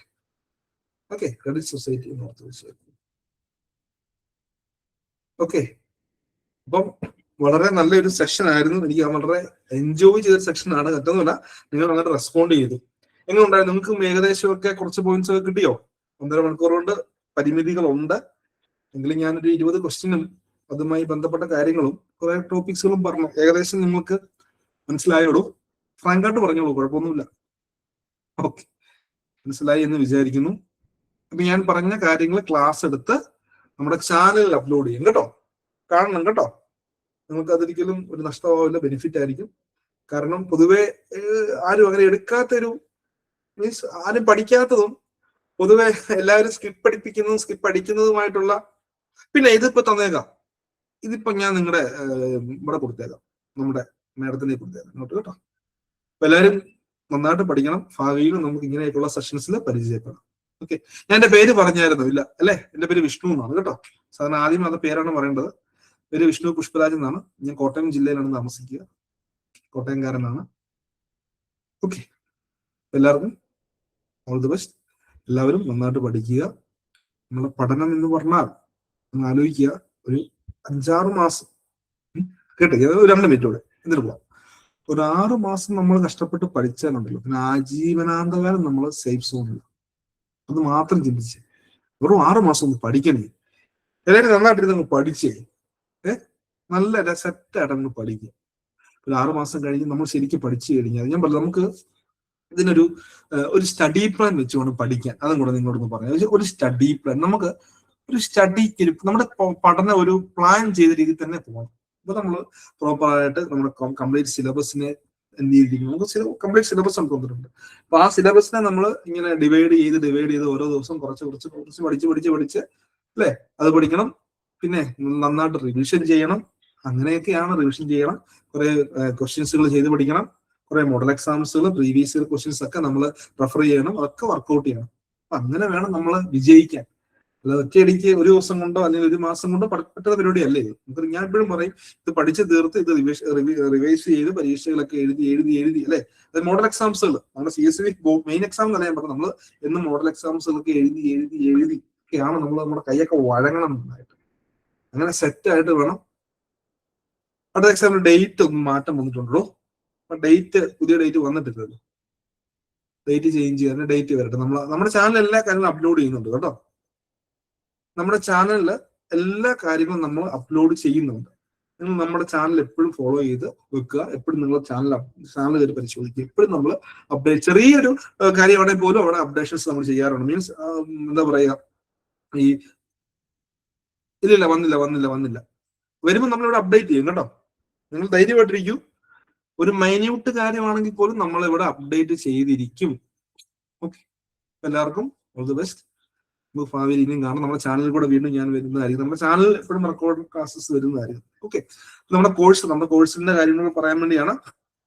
വളരെ ഏറ്റവും നല്ല രീതിയിൽ തന്നെ ഒരു പ്രോപ്പർ സ്റ്റഡി പ്ലാൻ വെച്ചാണ് നമ്മൾ ഇവിടെ കോഴ്സുകൾ ഓഫർ ചെയ്യുന്നത്. നമ്മുടെ കോഴ്സ് ഐപ്ലസിന്റെ കോഴ്സ് ഇവിടെ ഓഫർ ചെയ്യുന്നു. വളരെ പ്രഗത്ഭരായിട്ടുള്ള വളരെ എക്സ്പീരിയൻസ്ഡ് ആയിട്ടുള്ള ടീച്ചേഴ്സും പിന്നെ ഈ ഐപ്ലസിന്റെ ടീമും ഒക്കെ നമ്മളെ സപ്പോർട്ട് ചെയ്യാനുണ്ടായിരിക്കും. ഓക്കെ, നിങ്ങൾ നല്ല രീതിയിൽ സപ്പോർട്ട് ചെയ്യാനും നിങ്ങളുടെ ഡൗട്ട്സുകൾ ക്ലിയർ ചെയ്യാനും നിങ്ങളുടെ മെന്ററിന്റെ സപ്പോർട്ടൊക്കെ ലഭ്യമാണ്. നിങ്ങൾ നന്നായിട്ട് പഠിക്കുക. നമ്മളിവിടെ ക്ലാസ്സസ് പ്രൊവൈഡ് ചെയ്യുന്ന റെക്കോർഡർ ക്ലാസ്സുകൾ, ആപ്പ് ത്രൂ ആയിട്ടുള്ള recorder class, complete syllabus based ആയിട്ടുള്ള റെക്കോർഡർ ക്ലാസ്സസ് നമ്മുടെ ആപ്പിലുണ്ട്.